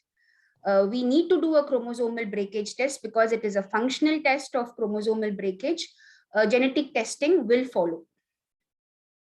Now, these are the kind of chromosomal. Dr. Amita ma'am, can we request you have another 4 minutes to conclude your presentation? So I'll kind of skip these slides because I think a molecular geneticist is somebody who will probably know better. So, but we can see various kind of abnormalities on the stress cytogenetics.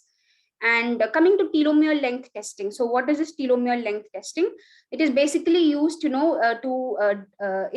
kind of telling us that we are probably dealing with a short telomere syndrome. We know that telomeres are the ends of the chromosomes and they are maintained by an enzyme called telomerase, the segments of DNA at the ends of chromosomes. And there is a significant decrease in length, decrease in telomere length compared to age-adjusted controls in the short telomere syndromes. The gold standard to establish this test is something called a flow fish. And we have something called this flow fish can be done on lymphocytes and granulocytes when you call it a 2-panel. And if you also do it on, multiple subsets of lymphocytes, we have a 6-panel testing also. Now, this is how a flow fish kind of looks.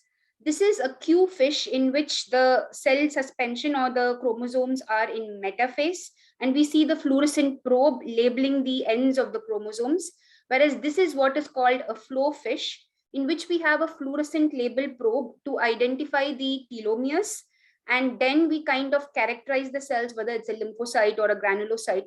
And the ultimate test result is expressed in telomere fluorescence units, which is called a TFU. And every TFU, one TFU is equal to 1 kilobase, which is the length of DNA, which is the length of telomeric DNA.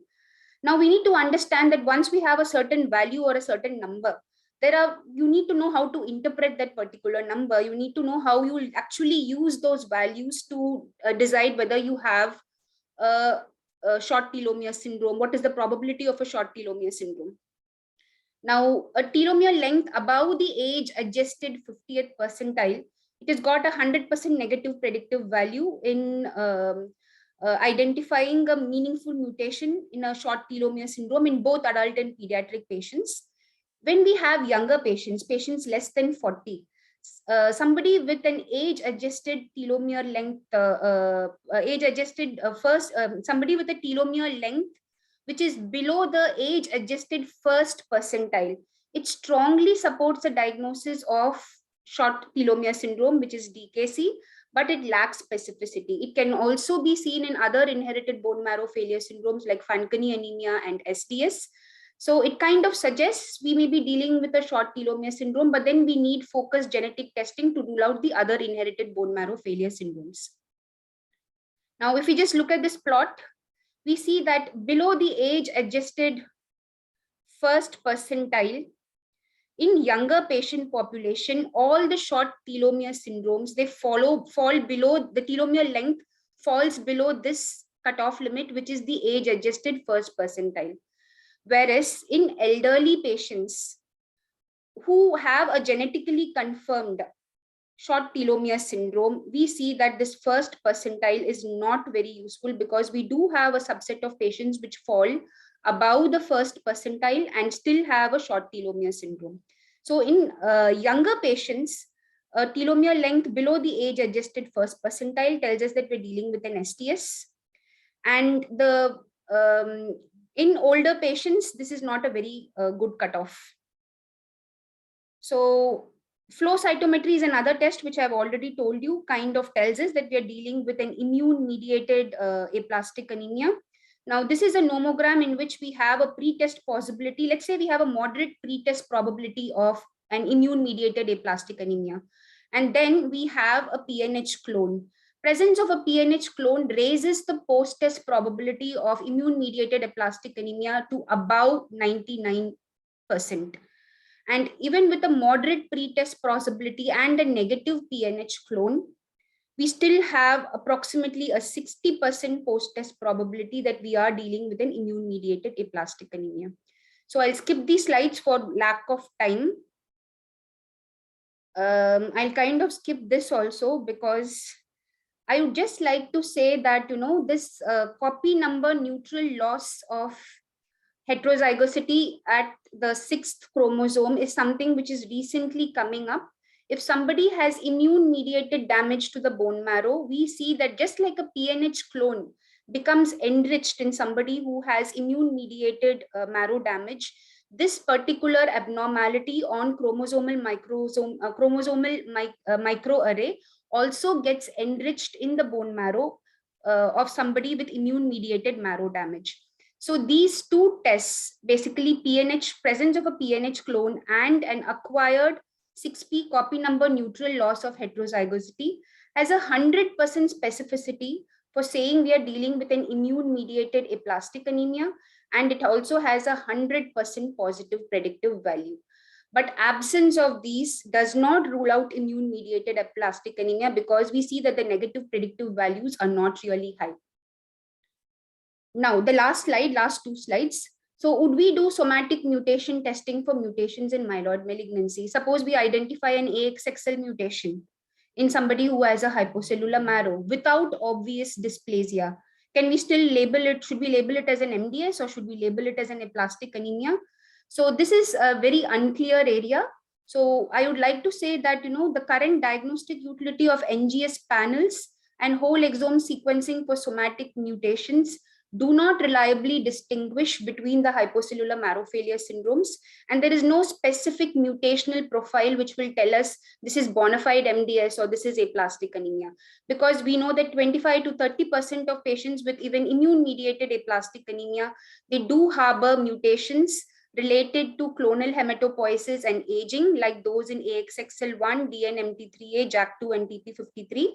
But one point which may tell us is all these changes or mutations are present at a low variant allele frequency vis-a-vis in MDS, where they may be present at a higher variant allele frequency. So with this, I will end saying that we need to focus, or we need to sort of focus our clinical and laboratory evaluation in hypocellular marrow failure based on the urgency to treat and the severity of disease. And we need to use these tests, basically a PNH, a chromosomal breakage test.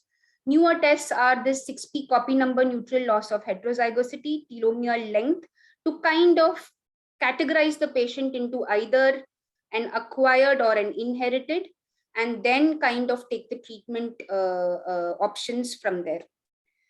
So thank you.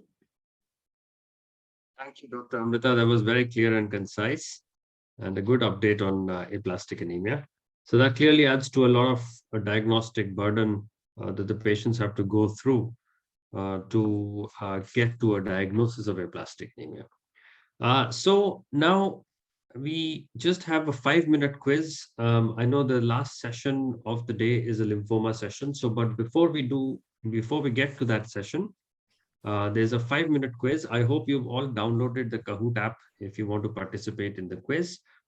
I'm going to hand over the mic to the organizers to get the quiz going. So over to you, Tarun. Yes, sir. So Lalot, you are there. So yes, sir, I'm there. Yeah, Ankur, Dr. Dr. Bharat is here as Ankur and Alan will, Yeah. Great. So good morning, everyone. I hope you all are enjoying the academic feast since yesterday. I am Dr. Ankur Shah from Intas Oncology. A warm welcome for the fun part. Let's quiz. Allow me to explain how to play this quiz. I would request you all to participate by downloading this app known as Kahoot, Kahoot. It's there in your Play Store. It will just hardly take 30 seconds to download this app. So now your phone would act as a keypad. This is the steps how you ensure that you can participate the quiz. As you can see, install the Kahoot app. How do you want to use Kahoot? You can join us for work.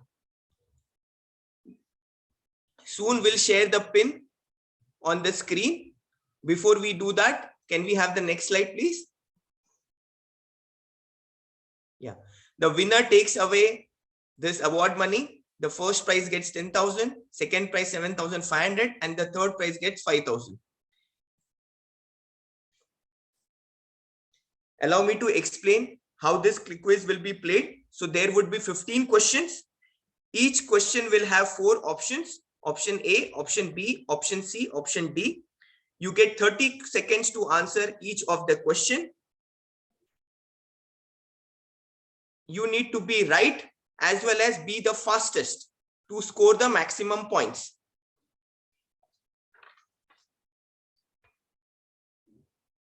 Can we have the pin on the screen?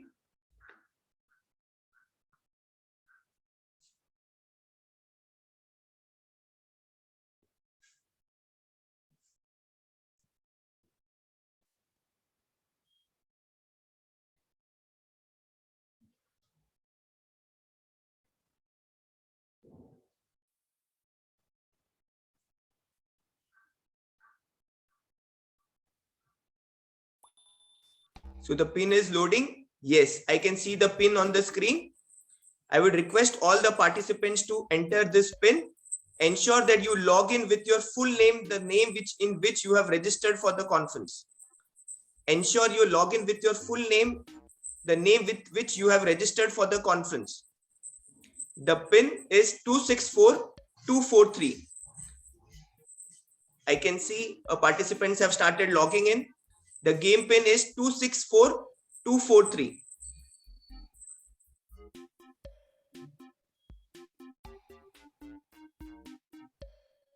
Lalan, if you could increase the Kahoot volume.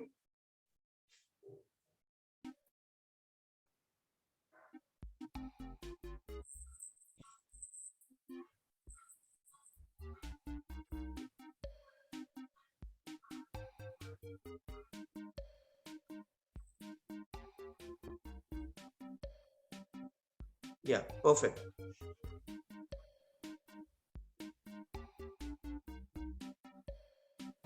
Yeah.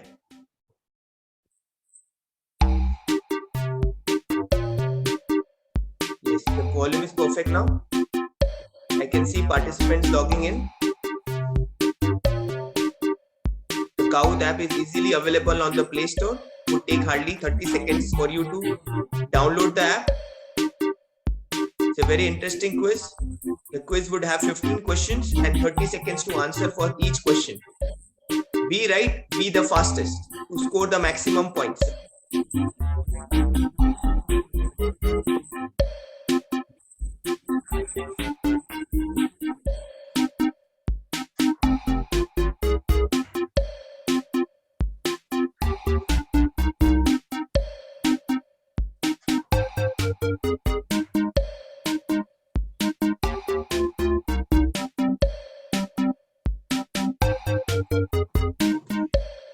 I guess we will start for the quiz. To conduct the quiz, now I welcome your quiz master, Dr. Bharat.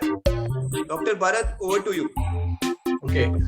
Good morning, everyone. So we are here for this exciting quiz. I would say very simple quiz with 15 MCQ-based questions. I hope everyone have downloaded that app. And so for the interest of time, I will be reading out the question and will leave you to choose your answer. And just a reminder, try to read all the options very closely as there could be a lot of resemblance there. So 10 minutes of quiz will have first prize of guaranteed 10,000, I would say. So lots to offer in 10 minutes. So let's start the quiz.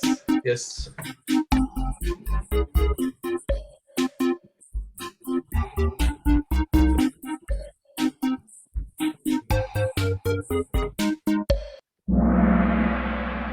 So first question is, multiple myeloma is also known as Dash disease based on this Austrian physician. So options are Caesar's disease, Robert's disease, Carlos disease, and Cole's disease.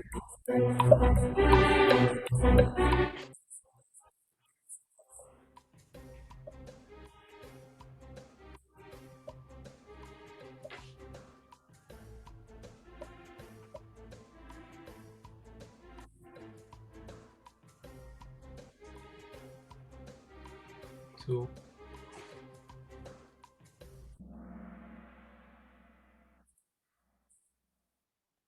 okay, so we have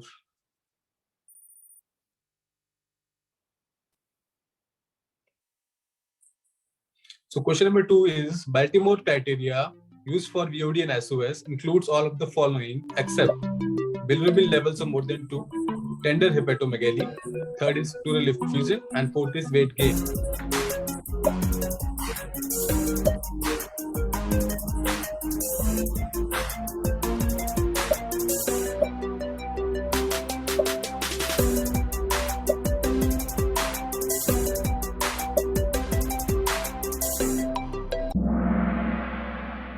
So he's the man behind the diagnostic entity MGUS and smoldering Waldenstrom's macroglobulinemia. So options are Waldenstrom, Robert Kyle, F.A. Kyle, and Robert Kahali.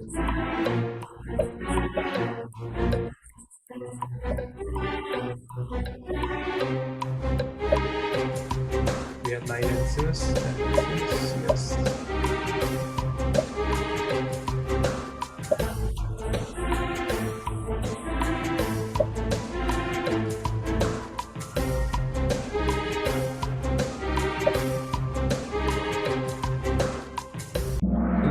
Next question is, Dawn in the field of transplant world, identify this Nobel laureate for his work in bone marrow transplantation. So options are Donald Thomas, Doland Thomas, Donald Thomas, or Donald Trump.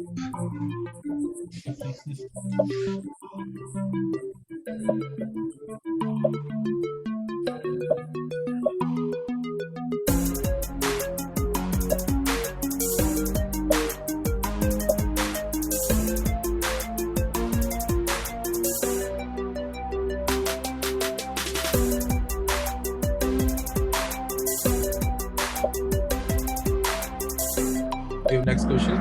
So she is the first patient to receive CAR cell therapy. So the name of the patient is Emily Brownhead, Ellie Brownhead, Emmy Whitehead, or Emily Whitehead.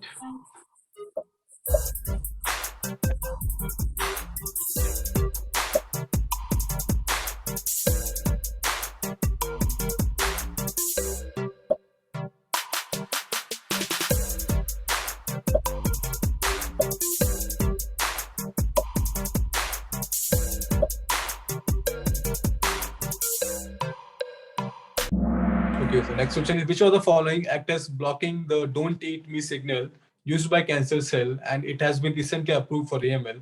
So options are mogamulizumab, then mepolizumab, magrolimab, and magrolimab.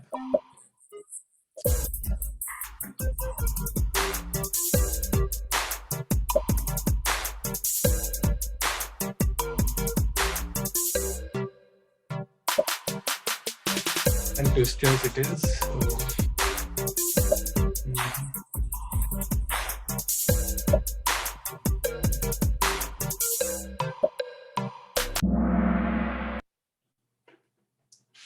Next question is, so recently oral azacitidine got approval for AML following this trial.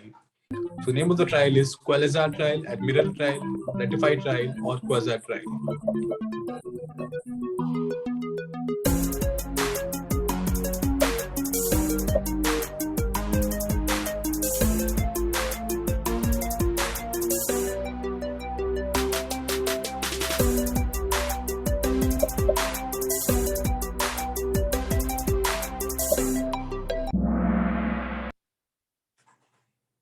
Next question, mechanism of action of letermovir is CMV polymerase inhibitor, CMV kinase inhibitor, CMV DNA terminase inhibitor, or CMV DNase proteaminase inhibitor.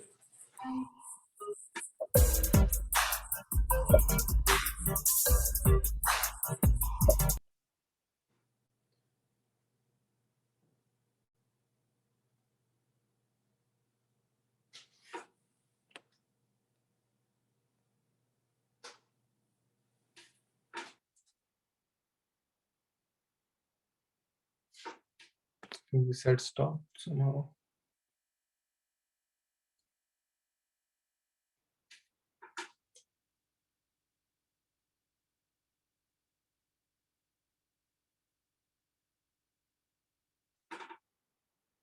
I think there is some stoppage in this app.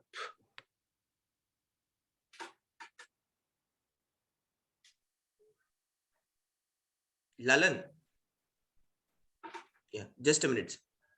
Okay.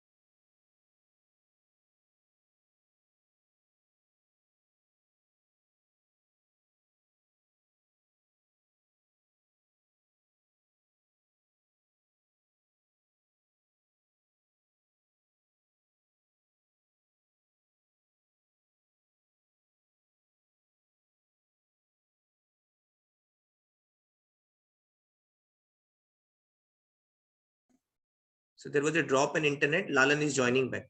Just give us a minute.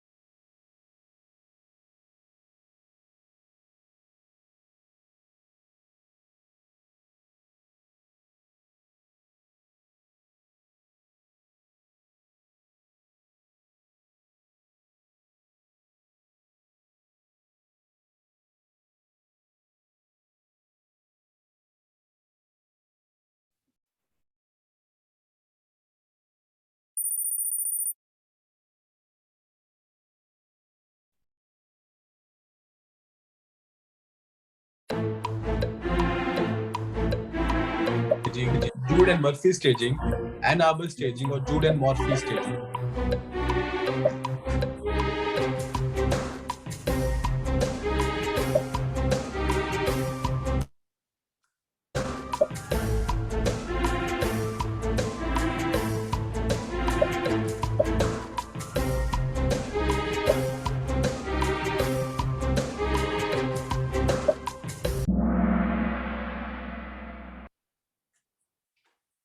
Your next question. According to alien risk stratification for AML, which of the following is not an adverse risk criteria?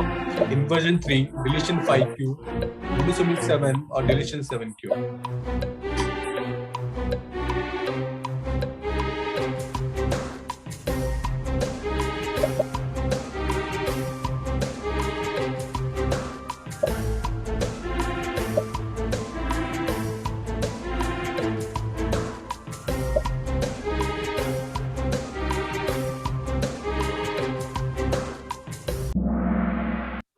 Question number 12. Identify the drugs extracted from the periwinkle plant and the mayapple plant. Options are vinca-alkaloids and anthracycline, vinca-alkaloids and topoisomerase inhibitors, anthracycline and vinca-alkaloids, topoisomerase inhibitors and vinca-alkaloids.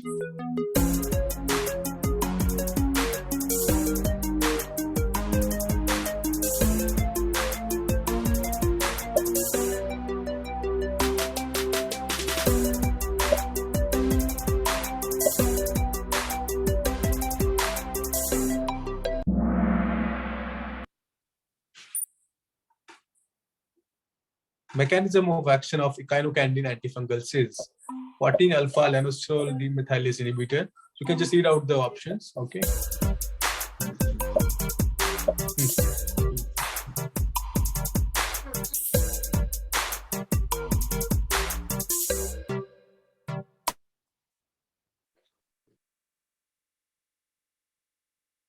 I think it had stopped again.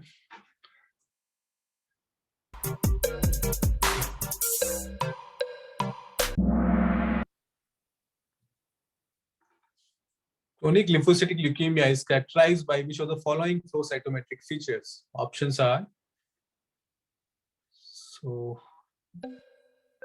strong CD20 expression, CD20 negative, CD20 moderate expression, CD20 dim expression.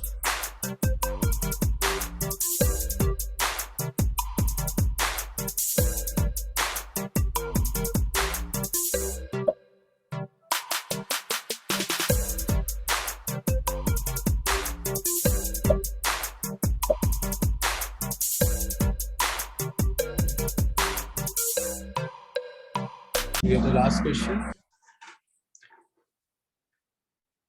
Highly cell leukemia variant is characterized by all of the following except leukocytosis with normal monocyte count, difficult bone marrow aspiration, annexin A1 negative, and BRAF mutation negative.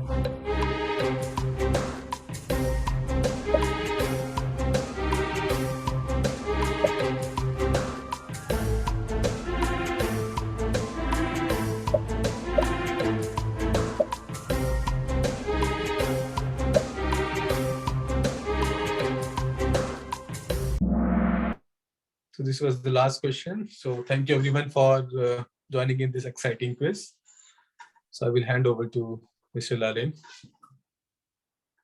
Okay, thank you, Bharat. Thank you for that. And I'm sure we'll announce the results at the end of the day. So without any further delay, and I know we're slightly running short of time now, I want to invite and start the lymphoma session, invite Dr. Tulpule. Sorry, Dr. Tulpule, you had to wait. So over to you now for your lymphoma talk. Thank you, Nitin. Thank you very much. I think that was a very interesting quiz and a unique way of doing it. I think that's quite good. Thank you, the organizers, for inviting me. And I'm going to speak about high risk and double hit lymphomas. I hope I still have about half an hour or so to do my slides. Yes, yes, of course. And without wasting time, let me begin.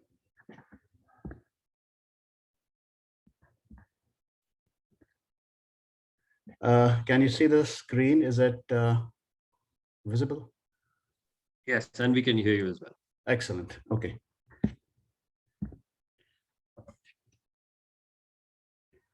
So obviously, I'm going to speak about high risk and double hit high-grade lymphoma, an update.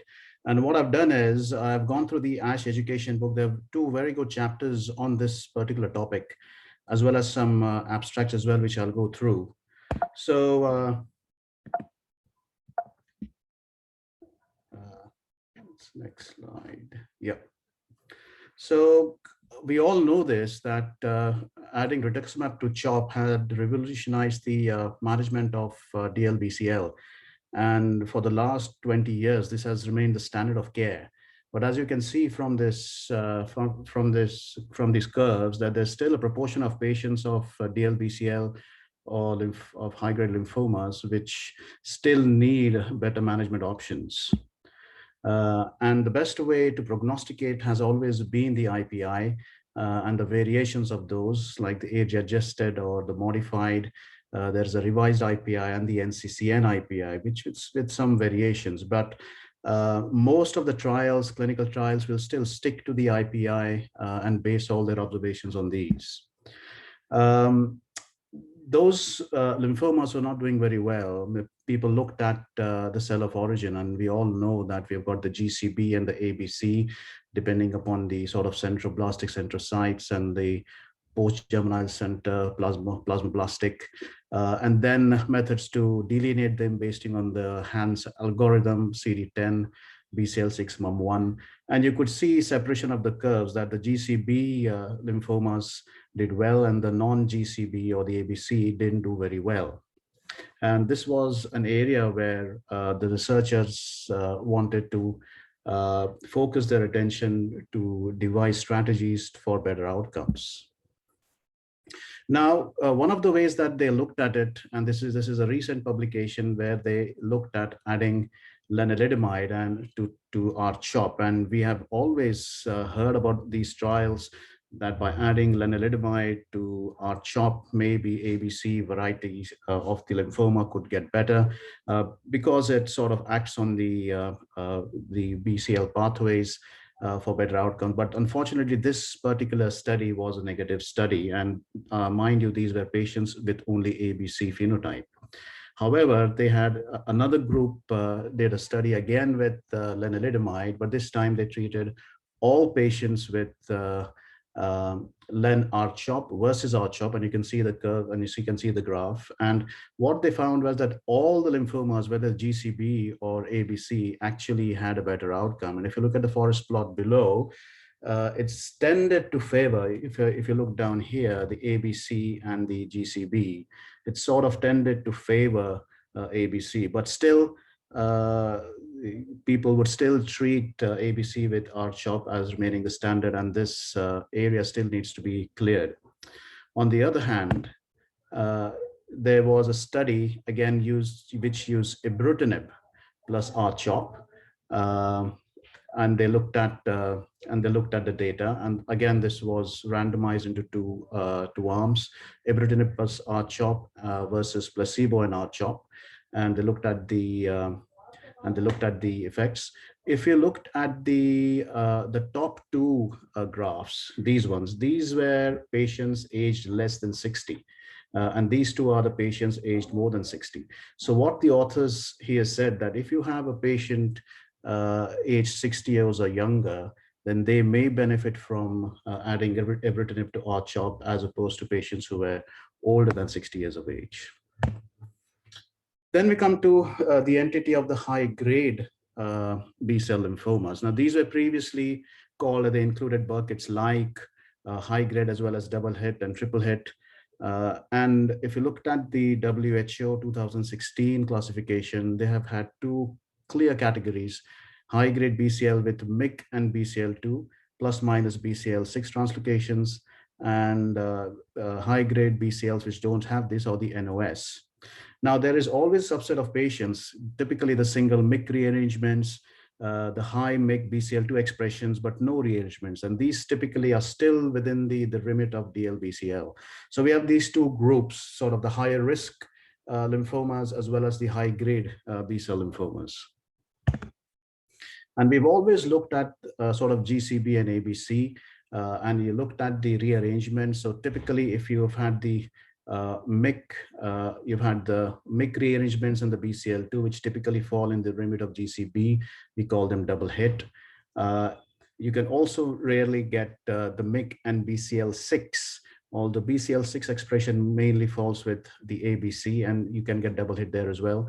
But then you have got these a small proportion of patients who are triple hit, who are all MYC, BCL2 and BCL6 rearranged lymphomas or triple hit lymphomas. Now, if you looked at the double expressors, so the double expressors again would fall in the remit of GCB and ABC. Most of the double expressors who are GCB tend to have the double hit. So they are also BCL and MYC rearranged. On the other hand, those who are not rearranged, they mainly tend to be on the ABC variety. And then you've got a proportion of patients with only high MYC expression without BCL2 or BCL6 expression. So these are the sort of lymphomas which again fall into the high risk aggressive lymphomas.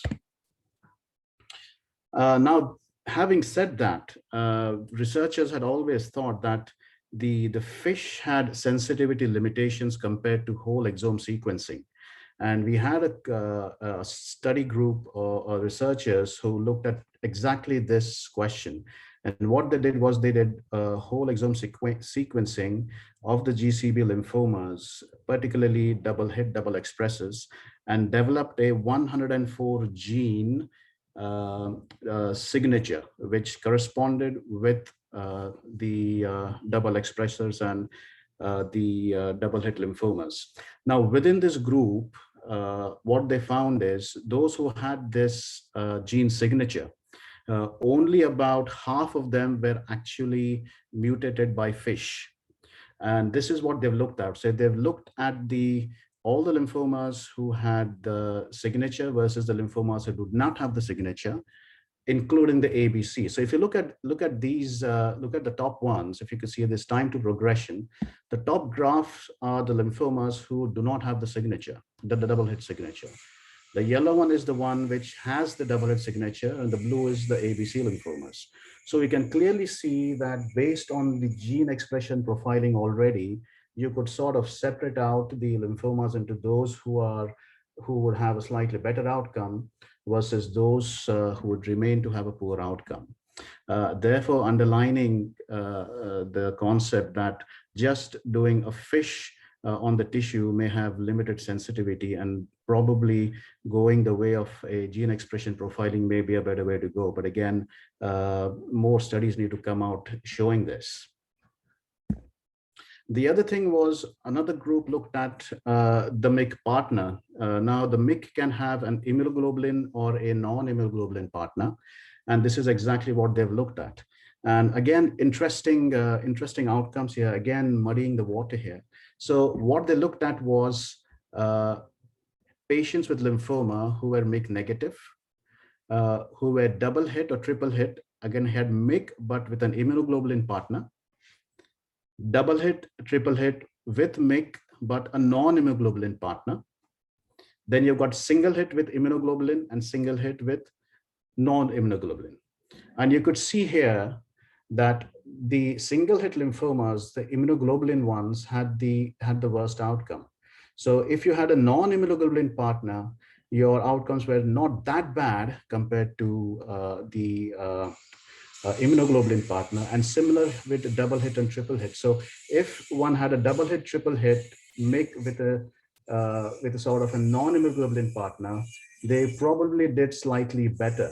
So again, this segregated the lymphomas within the MYC rearrangements to say which particular MYC rearranged lymphomas did poor or worse.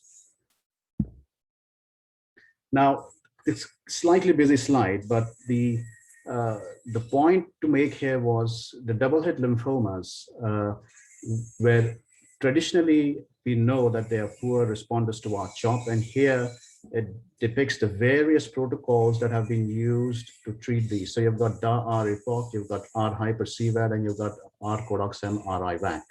So these are those regimes, so intensive regimes versus R-CHOP. And you can see the blue line R-CHOP does consistently worse in all the graphs here. therefore, again, underlying that to treat these aggressive lymphomas, we do need aggressive treatments. This is sort of a summary of slide of all the studies which have been, I wouldn't say all the studies, but probably recent studies looking at intensive treatments for the treatment of high-grade lymphomas. And you could see they include R-CHOP, R-EPOCH, CHOP lenalidomide, dose dense, including R-CHOEP with RSC. You've got R-Codoxem, R-IVAC, that's typical of the British study, also done by the Canadians, and R-CHOP versus intensive. And the common theme throughout is you could probably get EFS and OS around the 65 to 70% mark. They were all sort of 60%, again, 74%, 80%. So you could sort of get better by intensifying the regimes. But do all the high-grade lymphomas at all stages, do they all require such intensive treatment? And this is an interesting study again. So these were patients with all sort of high-grade lymphomas, but limited stage meaning within one radiation field. And this is for the entire cohort of the high-grade or high-risk lymphomas. And these two are specifically for double hit. And what the researchers and the paper basically said that even if you just gave R-CHOP, it was no better than giving intensive chemotherapy. They may or may not be followed by radiotherapy. I've not shown the graph again, but again, giving radiotherapy as consolidation actually did not did not confer any more benefit versus no radiotherapy. So what they concluded is that within the double hit, triple hit lymphomas, if someone has got limited stage disease within a single radiation field, R-CHOP, just R-CHOP may be enough. What about the other ones? And this is a little schema to say where we're looking at. So aggressive B-cell lymphomas, obviously we'll look at morphology, the IHC and FISH, and that depending on that, the DLBCLs, GCB or ABC.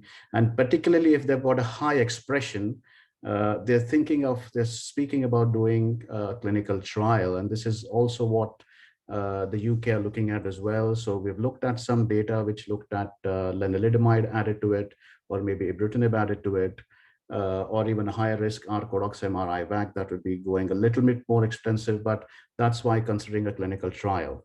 Then we come to the double hit, triple hit, almost all the GCBs ones. We talked about limited stage here, maybe a very low IPI who could get away with R-CHOP, but the majority of them again would be dose intensive treatments. And again, the high grade B cells NOS, so not much data on these, but all would sort of agree that they would have to go the dose dense or dose intensive route. Now, coming to newer agents. Now, everybody sort of agrees in the literature that once the high-grade lymphomas or the high-risk DLBCLs relapse, they do no worse than the other lymphomas, other high-grade other DLBCLs who relapse. And therefore, and the responses to treatment are sort of similar when novel agents are used. So using this concept, people are trying to use the novel agents upfront in the higher risk, high-grade lymphomas. And these are the plethora of agents that people are using. So you've got polatuzumab, you've got Blin being used here as well. You've got loncusticine, the CD19 ADC. You've got macrolizumab, which is the macrophage agent. You've got CAR-Ts. You've got NK CAR. So you've got a whole plethora of agents which are being currently used both in the upfront phase 1, phase 2 trials, as well as in the relapse setting. Now, one of this is the POLARIX trial of polatuzumab versus R-CHP versus R-CHOP as first line for DLBCL or high-grade lymphomas. Now we know, as we said, that R-CHOP is a well-established standard frontline treatment for DLBCL. POLA is an ADC targeting CD79B expressed on mature B cells. In a previous phase 2 trial, it had shown good activity and safety.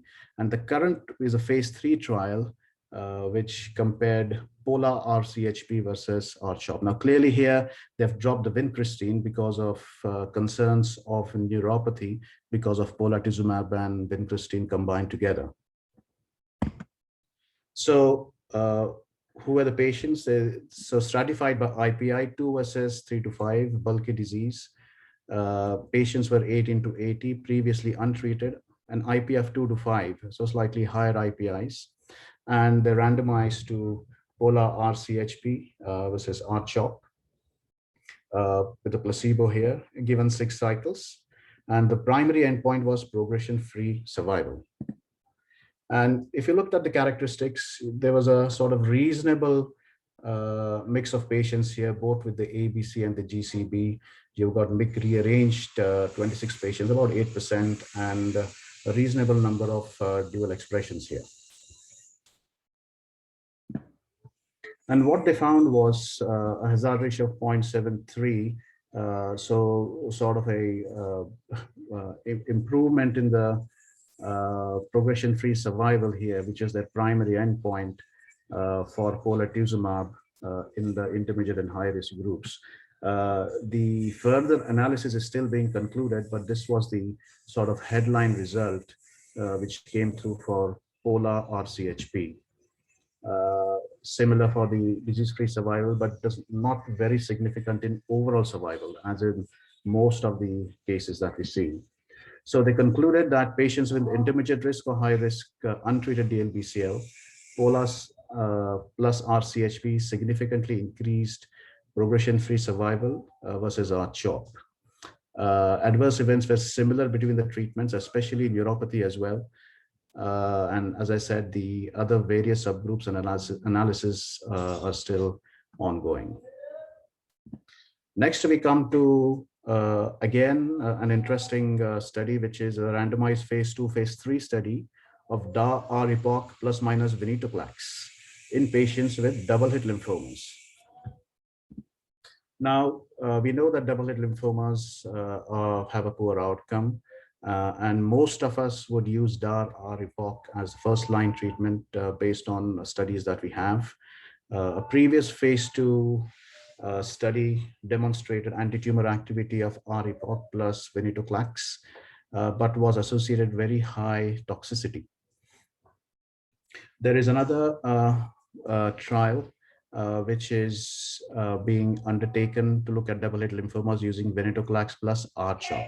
So this is actually venetoclax plus minus DA-R-EPOCH. So in this study, again, you had patients with adequate organ function, no known CNS disease, and who had not received steroids or radiation. They didn't have HIV or a single chemotherapy prior to enrollment. And they received, both of them received DA-R-EPOCH, and one arm received venetoclax 600 milligrams a day. And the dosing, the schedule was slightly different. The first cycle was from day 4 to day 8, and following cycles was day 1 to day 5 as well, and continued until progressive disease. Progression-free survival, again, was the primary endpoint in this cohort of patients. I think, unfortunately, this was a negative trial. And you can see that the orange one is actually the DA-R-EPOCH, and the blue is the R-EPOCH venetoclax. So the duration of response, overall survival, progression-free survival, the control arm, which was the DA-R-EPOCH, fared better than when venetoclax was added to this. And the authors basically have related that to excess treatment-related toxicity and mortality. And therefore, this arm was actually shut down. The dual expressing lymphoma cohort, the R-CHOP plus venetoclax, is actually now developing a lot of interest to see what this would actually show. Now, obviously, no talk is complete without adding CAR T cells. And this is a transform study. So liso-cel versus salvage chemotherapy followed by auto as second line in relapsed refractory DLBCL. Now we know that for large B-cell lymphomas who relapse within 12 months, the outcomes are not great. And liso-cel is an autologous CD19 CAR T-cell therapy with defined compositions of CD4 and CD8s. Now, previous studies using liso-cel in patients with relapsed refractory disease who had had more than 2 previous lines had very good results. And this was an interim analysis looking at efficacy and safety as second line. And this is the schema. So you had patients, aggressive lymphomas, who had relapsed within 12 months. And then they were went straight to the standard of care, so salvage followed by an auto, or they were offered a little bit of bridging and then went to CAR T-cell therapy. Again, you could see the characteristics that you had the high-grade B cells, primary B-cell lymphomas again. So a proportion of patients were actually our group of high-grade patients. And you could see that quite impressive results. The event-free survival was 2.3 months for the standard of care versus 10 months in the CAR T arm. And again, this included, if you look at this first plot, you could look at the subtypes of DLBCL and high-grade BCL favoring the liso-cel, and GCB, non-GCB here as well favoring. So the high-risk groups also fared well with CAR T-cell therapy. And looking at the CR and the overall response rate, again, quite impressive. So quite significant more of CR in the liso-cel arm, as well as overall response rates. The similar with progression-free survival, significantly better. And overall survival also not reached in the liso-cel arm. So they concluded that statistically significant and meaningful improvement in event-free survival when liso-cel was used as second-line therapy with large B-cell lymphoma refractory or relapsed within 12 months after first line, improvement in the CR and PFS.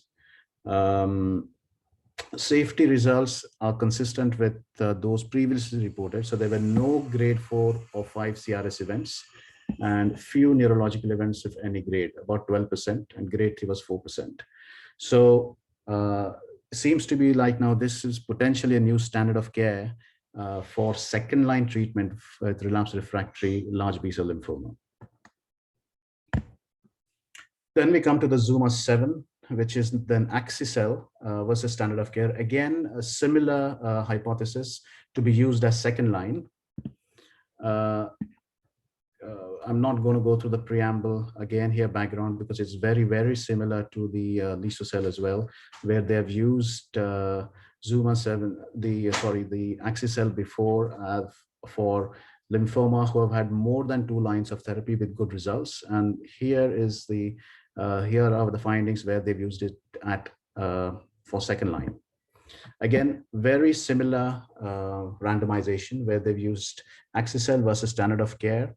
Patients went to platinum-based chemotherapy followed by an auto, and primary endpoint was event-free survival. Again, patients included high-grade lymphomas, double expressor lymphomas, MYC-rearranged lymphomas as well. And you had quite significant response rates, CRs as well as PRs in the axi-cel arm compared to the standard of care.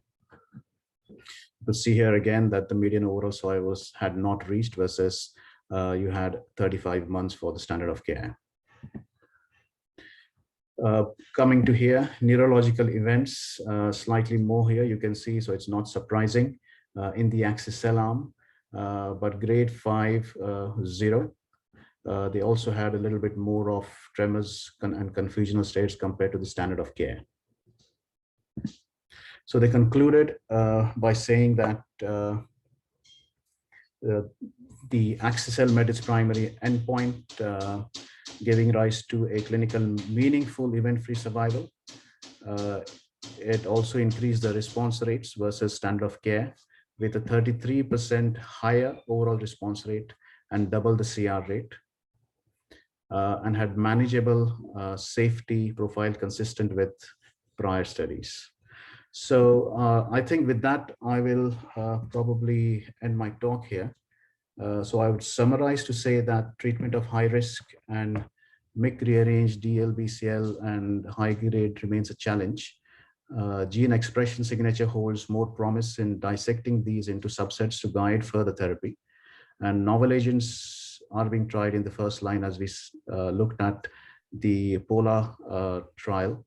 And CAR T cell therapy holds promise as second line therapy. So it's now moved up front from more than 2 lines to second line therapy. So with that, I'll thank you. Thank you for your time.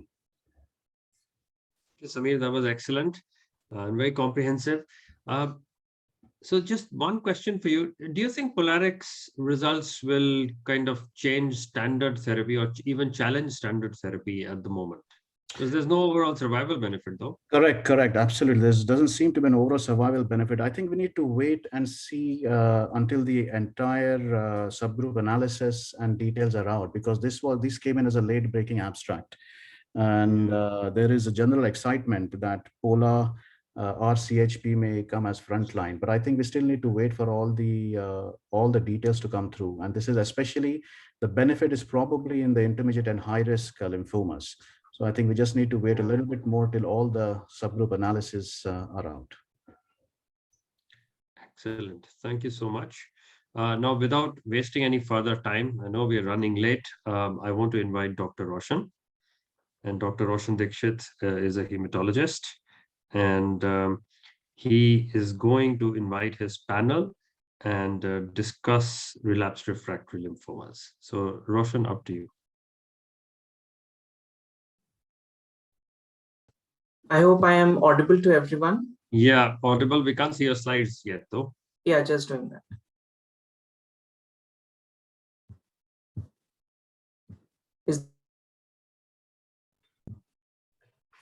Slides are up now. Okay. So good afternoon, everyone from Chile, Delhi, NCR. And today is a good day for us. So as I end today's talk, I would invite all my panelists for the optimal treatment of relapsed refractory high-grade lymphoma discussion. So my esteemed panelists today are Dr. Riaz Ahmed, who is a senior consultant in Rajiv Gandhi Cancer Hospital in Delhi. Dr. Farhan Naeem, who is a consultant clinical hematology in Sarvodaya Hospitals, Faridabad. Dr. Mahesh Rajashekharaya, who is the consultant hematologist and an oncologist at Sparsh Super Specialty Hospital, Bangalore.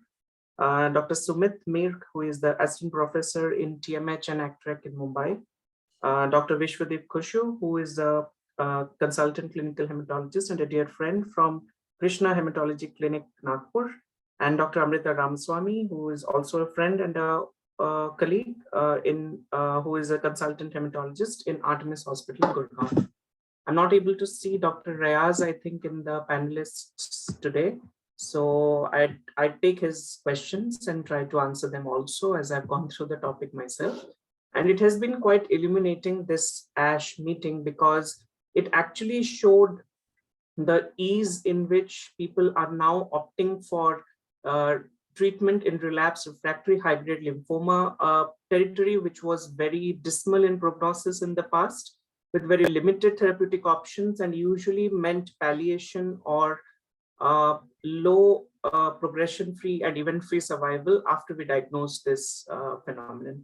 So the ease in which these therapies are now being administered to even elderly patients, and the experience which we have got from trials like Zuma,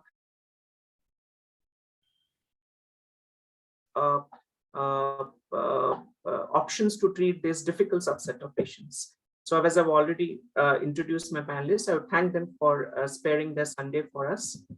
So as we know, the innovations in immuno-oncology for lymphoma have outpaced therapeutic developments in any other cancer histology. In the 90s, rituximab, a CD20 monoclonal antibody, drastically changed treatment in lymphoma, and parallelly, the concept that T cells could be genetically programmed to regulate and address tumor cell evasion was developed. And 20 years later, this concept materialized in 3 customized engineered CD19 CAR T cell constructs that have been embraced as third-line therapies and beyond for aggressive B-cell non-Hodgkin's lymphomas. And along with the CAR T cells, off-the-shelf immunotherapies, which include CD, promising activity in aggressive B-cell and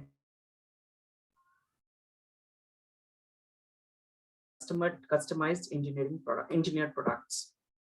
Salvage high-dose therapy with autologous stem cell transplant remains the standard second-line treatment for CL.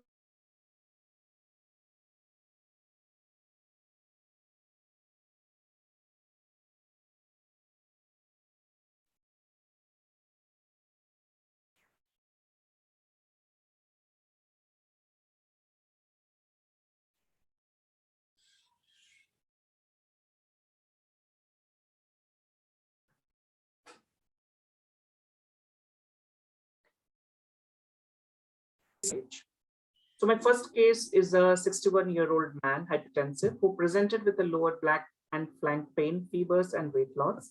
An MRI showed a lumbar spine mark.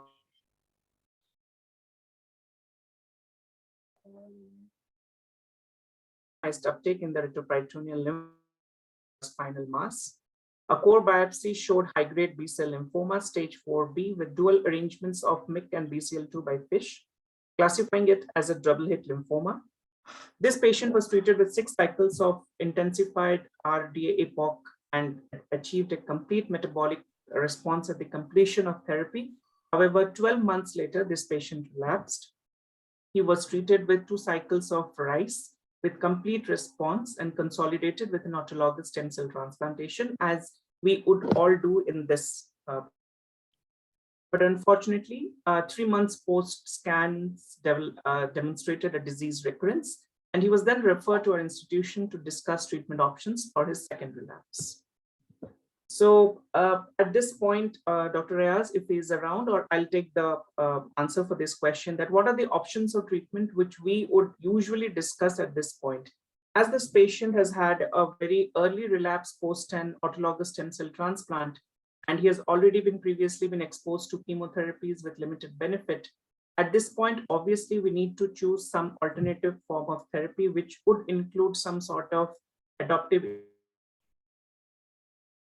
of the immunotherapies, which are slowly being used and are gaining center stage in this patient. This patient is a 61-year-old man.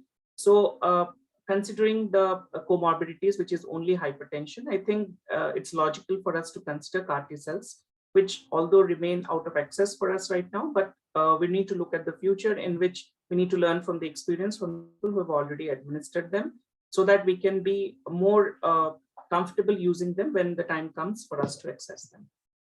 So my question for Dr. Farhan, what are the available types of constructs for CAR T cells which are available to us now in this time? Dr. Roshan, thanks for including in the panel discussion. Sorry that I have been driving, so there might be some disturbance, but I will try to answer all this. So regarding the available constructs for lymphomas, the first which I remember back in 2017, it was Axicell, which was approved after the Zuma trial. And the difference between these CAR T construct basically is the co-stimulatory agent what they are using. So we have Axicell, which is having CD28 as the co-stimulator. Then came a Tisacell. So I do not pronounce the whole terminology. I'm using the short forms because I don't remember all this. So it was Tisacell, which was later on in the same year it was approved. So that used the co-stimulatory agent as a 4-1-BB. So these now the latest which we have a Lisocell, which has both the CD4 and CD8 included, both these. So these are the 3 which are available for the relapse refractory lymphomas. Currently they are approved beyond the second line, but I think this time we saw we heard in the last talk also. Now there were papers in the ASH, and people say they trials at the second line also, all these CAR T cells. So yeah, these are tongue twisters, and it took time for me to get used to these terms also. But yes, we have Axicaptogen Silovucil, Visaptisagel Levucil, and we have Lisocaptogen Maravucil, which are currently available to us. And yes, they differ in the type of the co-stimulatory domains which exist with difference based on what the co-stimulatory domain is. And the Transcend study, which was the largest CAR-T trial, evaluated the 4-1BB construct, which is manufactured uniquely through separate transduction, expansion, administration of equal target doses of CD4 positive and CD8 positive CAR-T cells. And as Dr. Farhan told, that Axicell contains CD28 co-stimulatory domain, and Zuma-1 trial demonstrated its efficacy. And Tisagenlecleucel contains 4-1BB containing CAR-T cells, which have more favorable toxicity profile. And Lisocell has also been used, also showed a favorable toxicity profile over the CD28 construct in forms of decreased risk of CRS and ICANS in this type of CAR-T constructs.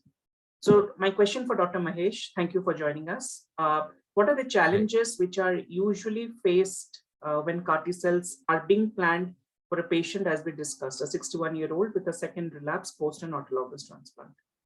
The first experience which I had with the CAR-T cell was a patient who relapsed. It's a case of a relapsed B-cell ALL after allogenic transplant. And while I was doing my fellowship in Vancouver, the patient was sent to Seattle to get the CAR-T cell therapy. And same thing holds good in India.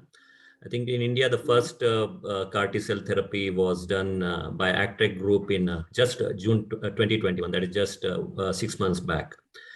The reason why it is difficult is because constructing a CAR-T cell model in itself is very challenging. You need to get the T cells from the patient or allogenic T cells. At least it takes 4 to 8 weeks to culture the T cells and then induce the T cells to produce the CAR-T cell receptors on the surface. The whole thing is very cumbersome. And I think during this time delay, especially for the high-grade lymphomas, especially in your case, which is a double-hit lymphoma, there's always a chance that he could progress, and we may not be able to, by the time we infuse the CAR-T cell therapy, he may not be fit enough to get the CAR-T cell therapy. The other challenges are as you already know, the CRS as well as the neurotoxicity syndromes, which are sometimes very difficult to manage. Of course, with the newer CAR-T cell therapy, with the co-stimulatory molecules being different, the CRS rates are not that high. And we definitely understand with the COVID era, and of course, the CRS, we are more capable of handling the CRS with the good molecules like tocilizumab being available. We are better able to grade the CRS and take stages. Hence, the CAR-T cell therapy has been quite effective, and we are able to handle it better these days, the toxicity as well. Of course, they are profoundly immunocompromised. The B-cell immunity is quite compromised, and every month you may have to give IV immunoglobulins for these patients to combat the infections in this subset of patients. There's prolonged cytopenias, recurrent infections, neurotoxicity. All these have to be taken into considerations while you are infusing CAR-T cell to your patients. Yeah, I agree with Dr. Mahesh that a lot of practical problems with CAR-T cells is not as simple as just recommending and getting it done. So even I faced the same issues when Vancouver and in Johns Hopkins also. When we used to refer a patient, we do not know whether there actually be a successful transduction.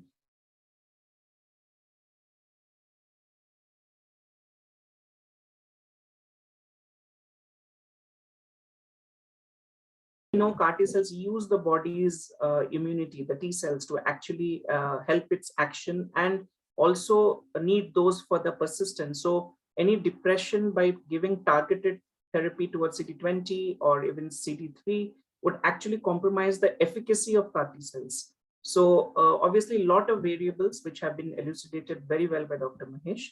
So I won't go into the details of those. And we have like turnaround times, the CRS, ICANS, the prolonged cytopenias, the impairment of humoral immunity, and obviously the increased risk of infections.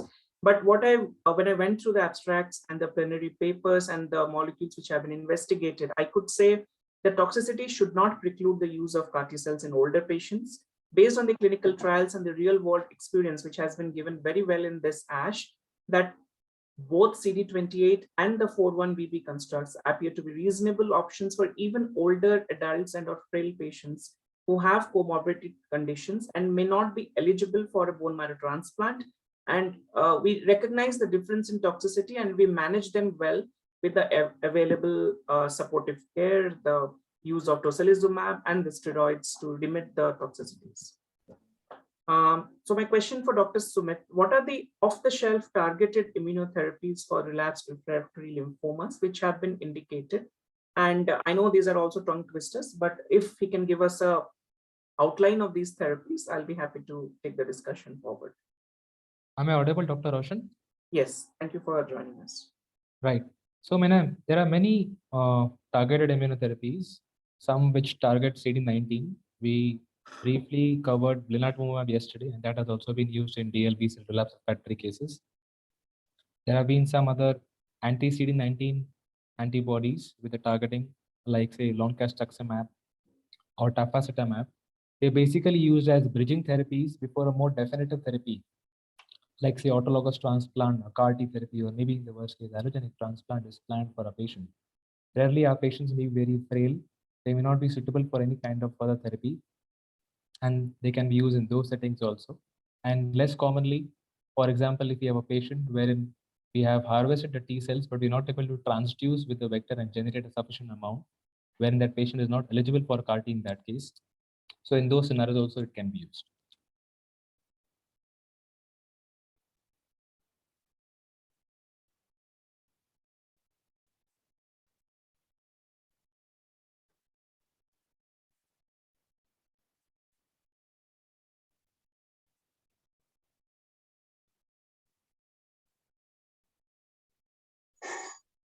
Dr. Roshan, you're not audible.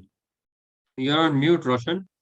Yeah, so these therapies can be used as bridging therapies for aggressive lymphomas. They can be used before CAR T cells, before a transplant or a relapse after CAR T cells. And if someone is contraindicated for CAR T, like someone who is very frail or someone has a pre-existing neurological comorbidity, it precludes the use of CAR T cells. And these can be used for these patients. These agents are actually easy to administer. They're usually IV or subcutaneous and are given at dosing intervals. And they're not engineered for a specific patient. So obviously they can be ordered for a patient and we can just get started as soon as it's available in the pharmacy. There's low incidence of CRS and ICANS, although there are cases in which CRS and ICANS have been observed, but they usually range around 5 to 10% of these cases. So my question for Dr. Amrita, what are the new immunotherapies, monoclonal antibodies, which can be combined with chemotherapies options in this subset of patients? So thank you, Dr. Roshan. But see, these are all tongue twisters. So I will just broadly give you an outline. So among the immunotherapies, the off-the-shelf immunotherapies, apart from the CAR T cells, we have monoclonal antibodies, which are directly cytotoxic to the malignant cell, which expresses CD19, the malignant B cell, which expresses CD19. So we have monoclonal antibodies, and then we have antibody drug conjugates in which there is a cytotoxic payload. There is a cytotoxic drug, which is conjugated with a monoclonal antibody. And this is kind of a directed killing of the malignant B cell again. So we have CD19 directed monoclonal antibody drug conjugates. And obviously, I have only personal experience in which we happen to use for one of your patients, polatuzumab, which is targeted against CD79B, and it is used in combination with bendamustine and rituximab. This is the only drug which I have used in the relapsed refractory setting for a transplant ineligible patient. So polatuzumab can be considered, but then we need to know that it's still not available in India and we do not have access to this drug.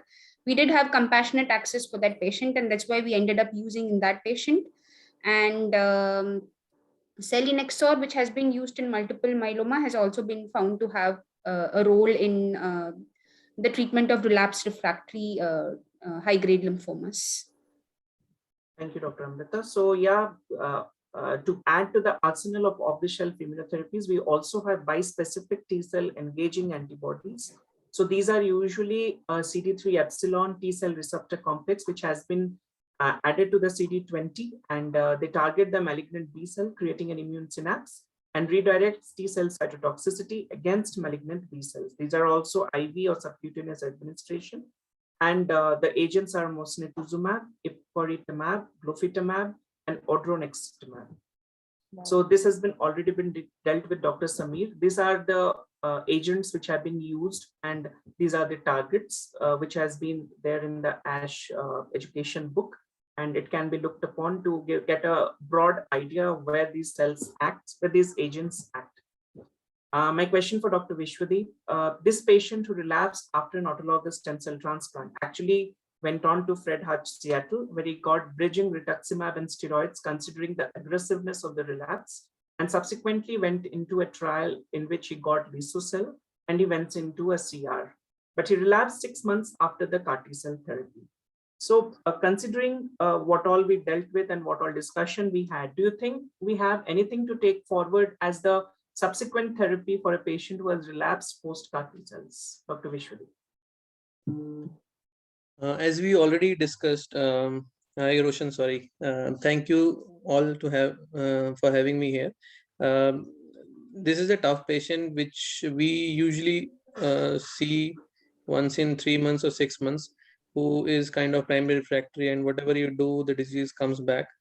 Everybody has burnt their fingers with these patients. So in this scenario, as we have exposed him to most of the treatment options, so the only thing left would be the bispecific antibodies which we have discussed, which can show like 20% response in this kind of patients. I would be, and there can be like already he has exposed to CAR T cells, so allogenic CAR T cells or NK CAR, which are not affected by the T cell exhaustion. Maybe there is a DART which can be used because they target the tumor microenvironment containing LAG3. They can be used.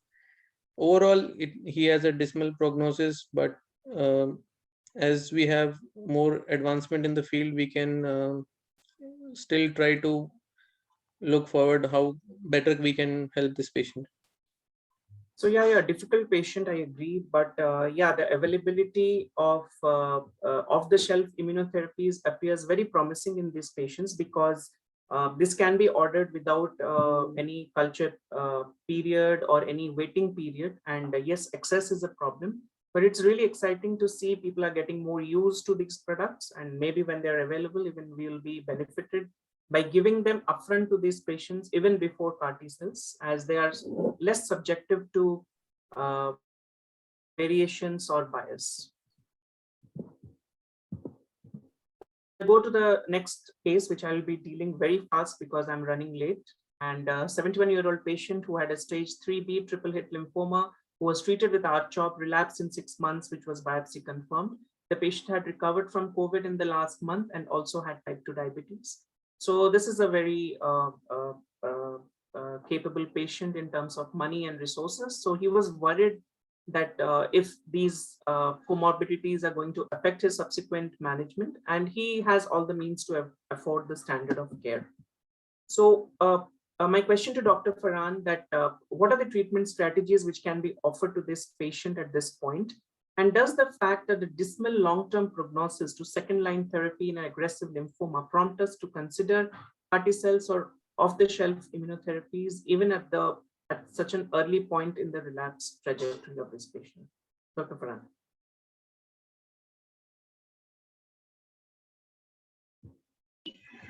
Thank you, Dr. Roshan. So it's actually quite challenging to give a salvage and transplant someone who is 70 years. I would like to look for the comorbidities, whether he is fit for the transplant or not. Because going for salvage is only if someone is eligible for the transplant. So Dr. Roshan, for this patient, I would suggest to go for something CAR T cell therapy. He's the ideal candidate to go for the CAR T cell therapy. Because if we see the long-term survival, now it's again approaching towards the 40%, more than 40% in CAR T cell therapy, which is equivalent to salvage with autologous transplant. So I agree with Dr. Farhan. This is a perfect candidate in which we could apply the ASH updates, that whether we can offer a cell-based therapy or give a off-the-shelf immunotherapy to this patient earlier in the, because we know the long-term survival of this patient is actually quite low. So two abstracts which were of interest to me were the Lisocell, in which it was offered earlier, and it was compared to an arm in which it was a patient was treated with salvage chemotherapy followed by an autologous transplant, and it had encouraging results, which was Dr. Roshan, it's hello. Yeah, tell me, Dr. Farhan. Yes, go on, Dr. Farhan. Yes, so Dr. Roshan, what I want to say is, if because now the CAR T cell therapies has been tried in the elderly population and being found to be something which could be tolerated quite well. Now we have better experience to deal with the CRS and the neurological toxicities. So with these, I think it's always good, because with these patients, they have hardly median survival of 6 months. So going for off-the-shelf immunotherapies, one is can go for the CAR T cell therapy track, then definitely should go for that. Otherwise, the next best option is to go for the immunotherapies. We can use the bispecific BiTE, which are available right now, or other the immunotherapies. Yeah, I agree with Dr. Farhan that I think CAR T cells is something which I would also offer this patient more earlier than the off-the-shelf immunotherapies, because yeah, we are getting more comfortable in managing the side effects with the available agents to limit CRS and ICANS. So Dr. Amrita, what are the potential side effects, which we have already discussed this, to consider in an emerging landscape in which we are offering CAR T cells and off-the-shelf immunotherapies? I think we've already discussed this before. The problems with CAR T cells would obviously be ICANS, immune effector cell associated neurotoxicity syndrome, and cytokine release syndrome. Obviously, we can manage the side effects if the patient is younger and fitter. But again, in an elderly patient with limited cardiopulmonary reserves, despite the fact that we have steroids and tocilizumab to manage the side effects, I think using CAR T cells in the elderly, unfit, and somebody, especially in this particular patient who's 71 years old, has received R-CHOP for a triple hit lymphoma. So we can actually think of what the primary physician, he didn't even offer EPOC. So we obviously thought the patient was unfit for EPOC. So he's been treated with R-CHOP. So I think I would be more comfortable in offering this patient an off-the-shelf immunotherapy. And the side effects of CAR T cells we've discussed. So one is like ICANS, and then you have CRS, and then you can have cytopenias, long-standing cytopenias, immunosuppression, defects in humoral immunity, because the entire B cells are being targeted. They are on target effects, but on the normal B cells. So you can have recurrent infections because of defects in humoral immunity. And obviously relapse after CAR T cells, because the disease always finds a way. So people do relapse after CAR T cell therapy also. So this ASH only showed a good number of abstracts in which the impact of comorbidities on the outcome and toxicity of patients which were treated with CAR T and DLBCL were seen. And a cumulative illness rating scale is actually found to be predictive of outcomes.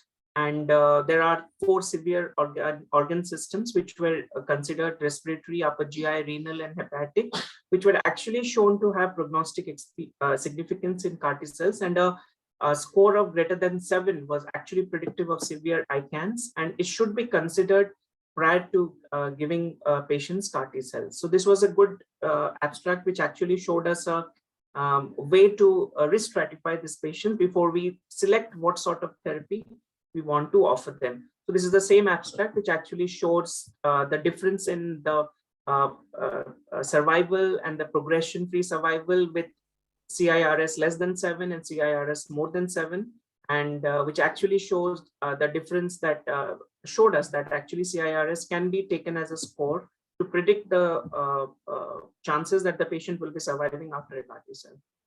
So since Dr. Raj is not there, I'll take this. What are the bridging therapies which we usually administer to patients In the run-up to administer CAR T cells, we usually give platinum-based chemotherapy, that is DHAP, or ifosfamide-based therapy, that is ICE. We do trial lenalidomide, BTK inhibitors, venetoclax.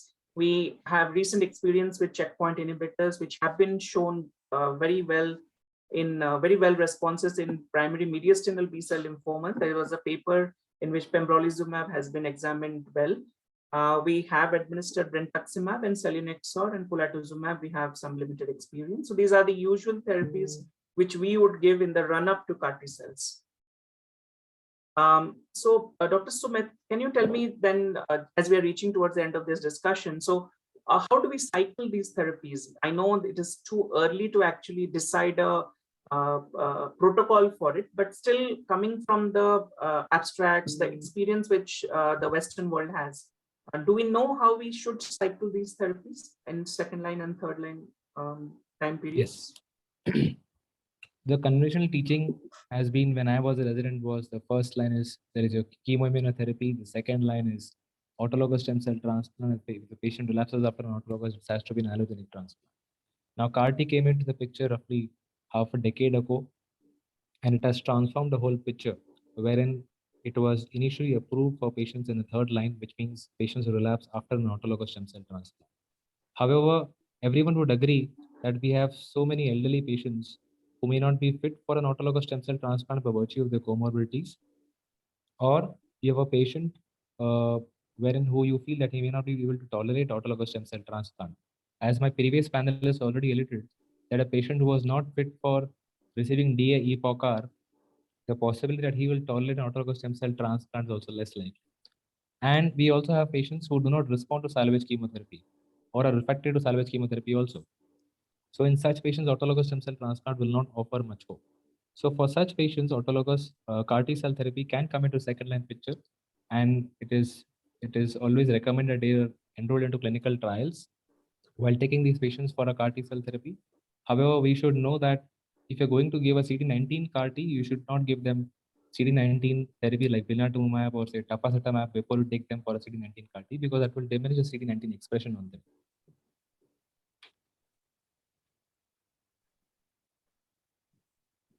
So I agree with Dr. Subit. He has told it very well that yes, we need to, the conventional learning was high dose chemotherapy with stem cell rescue.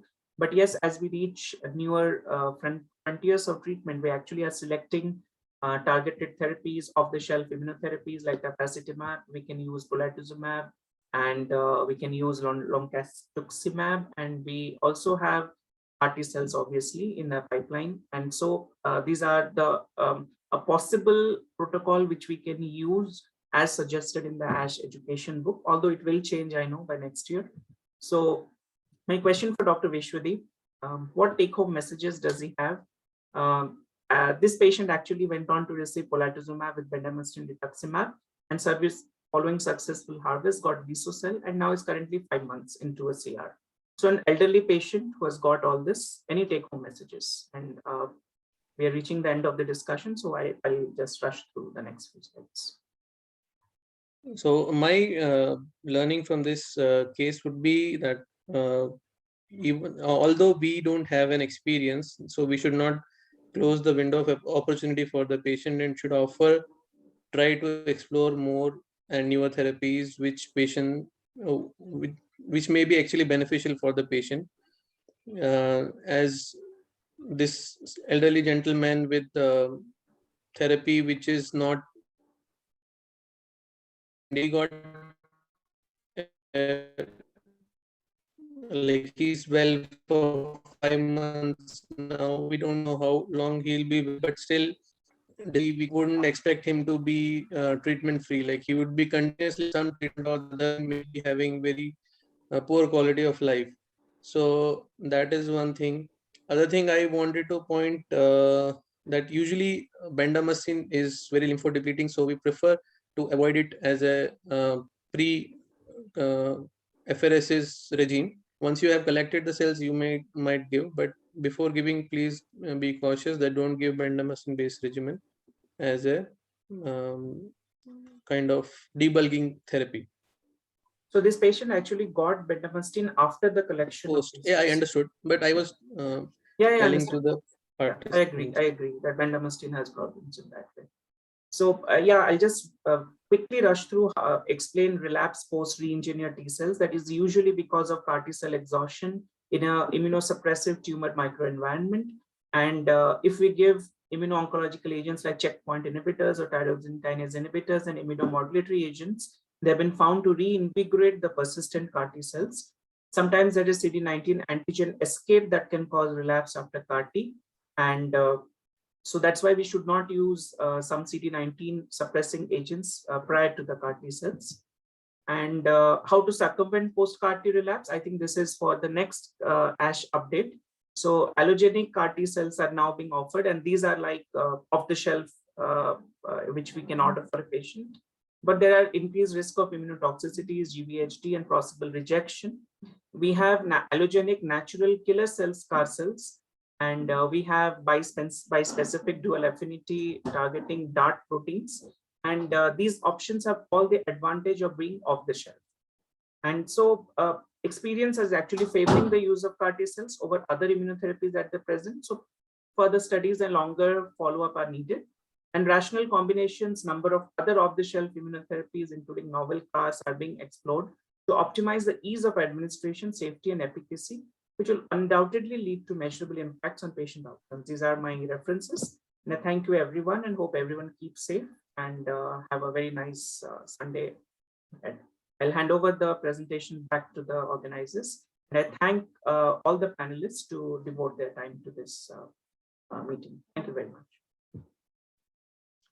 Thank you, Roshan, and all the panelists for an excellent discussion.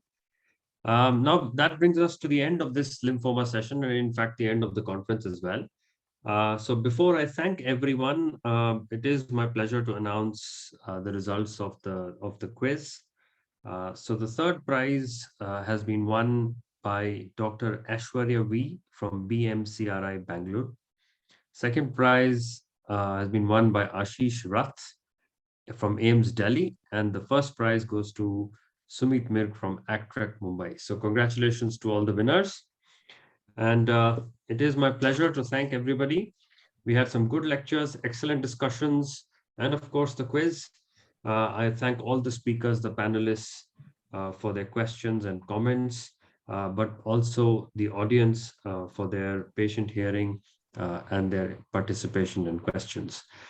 So finally, thank all the sponsors and thank Mr. Tarun and his team for organizing this event. So over to you, Tarun.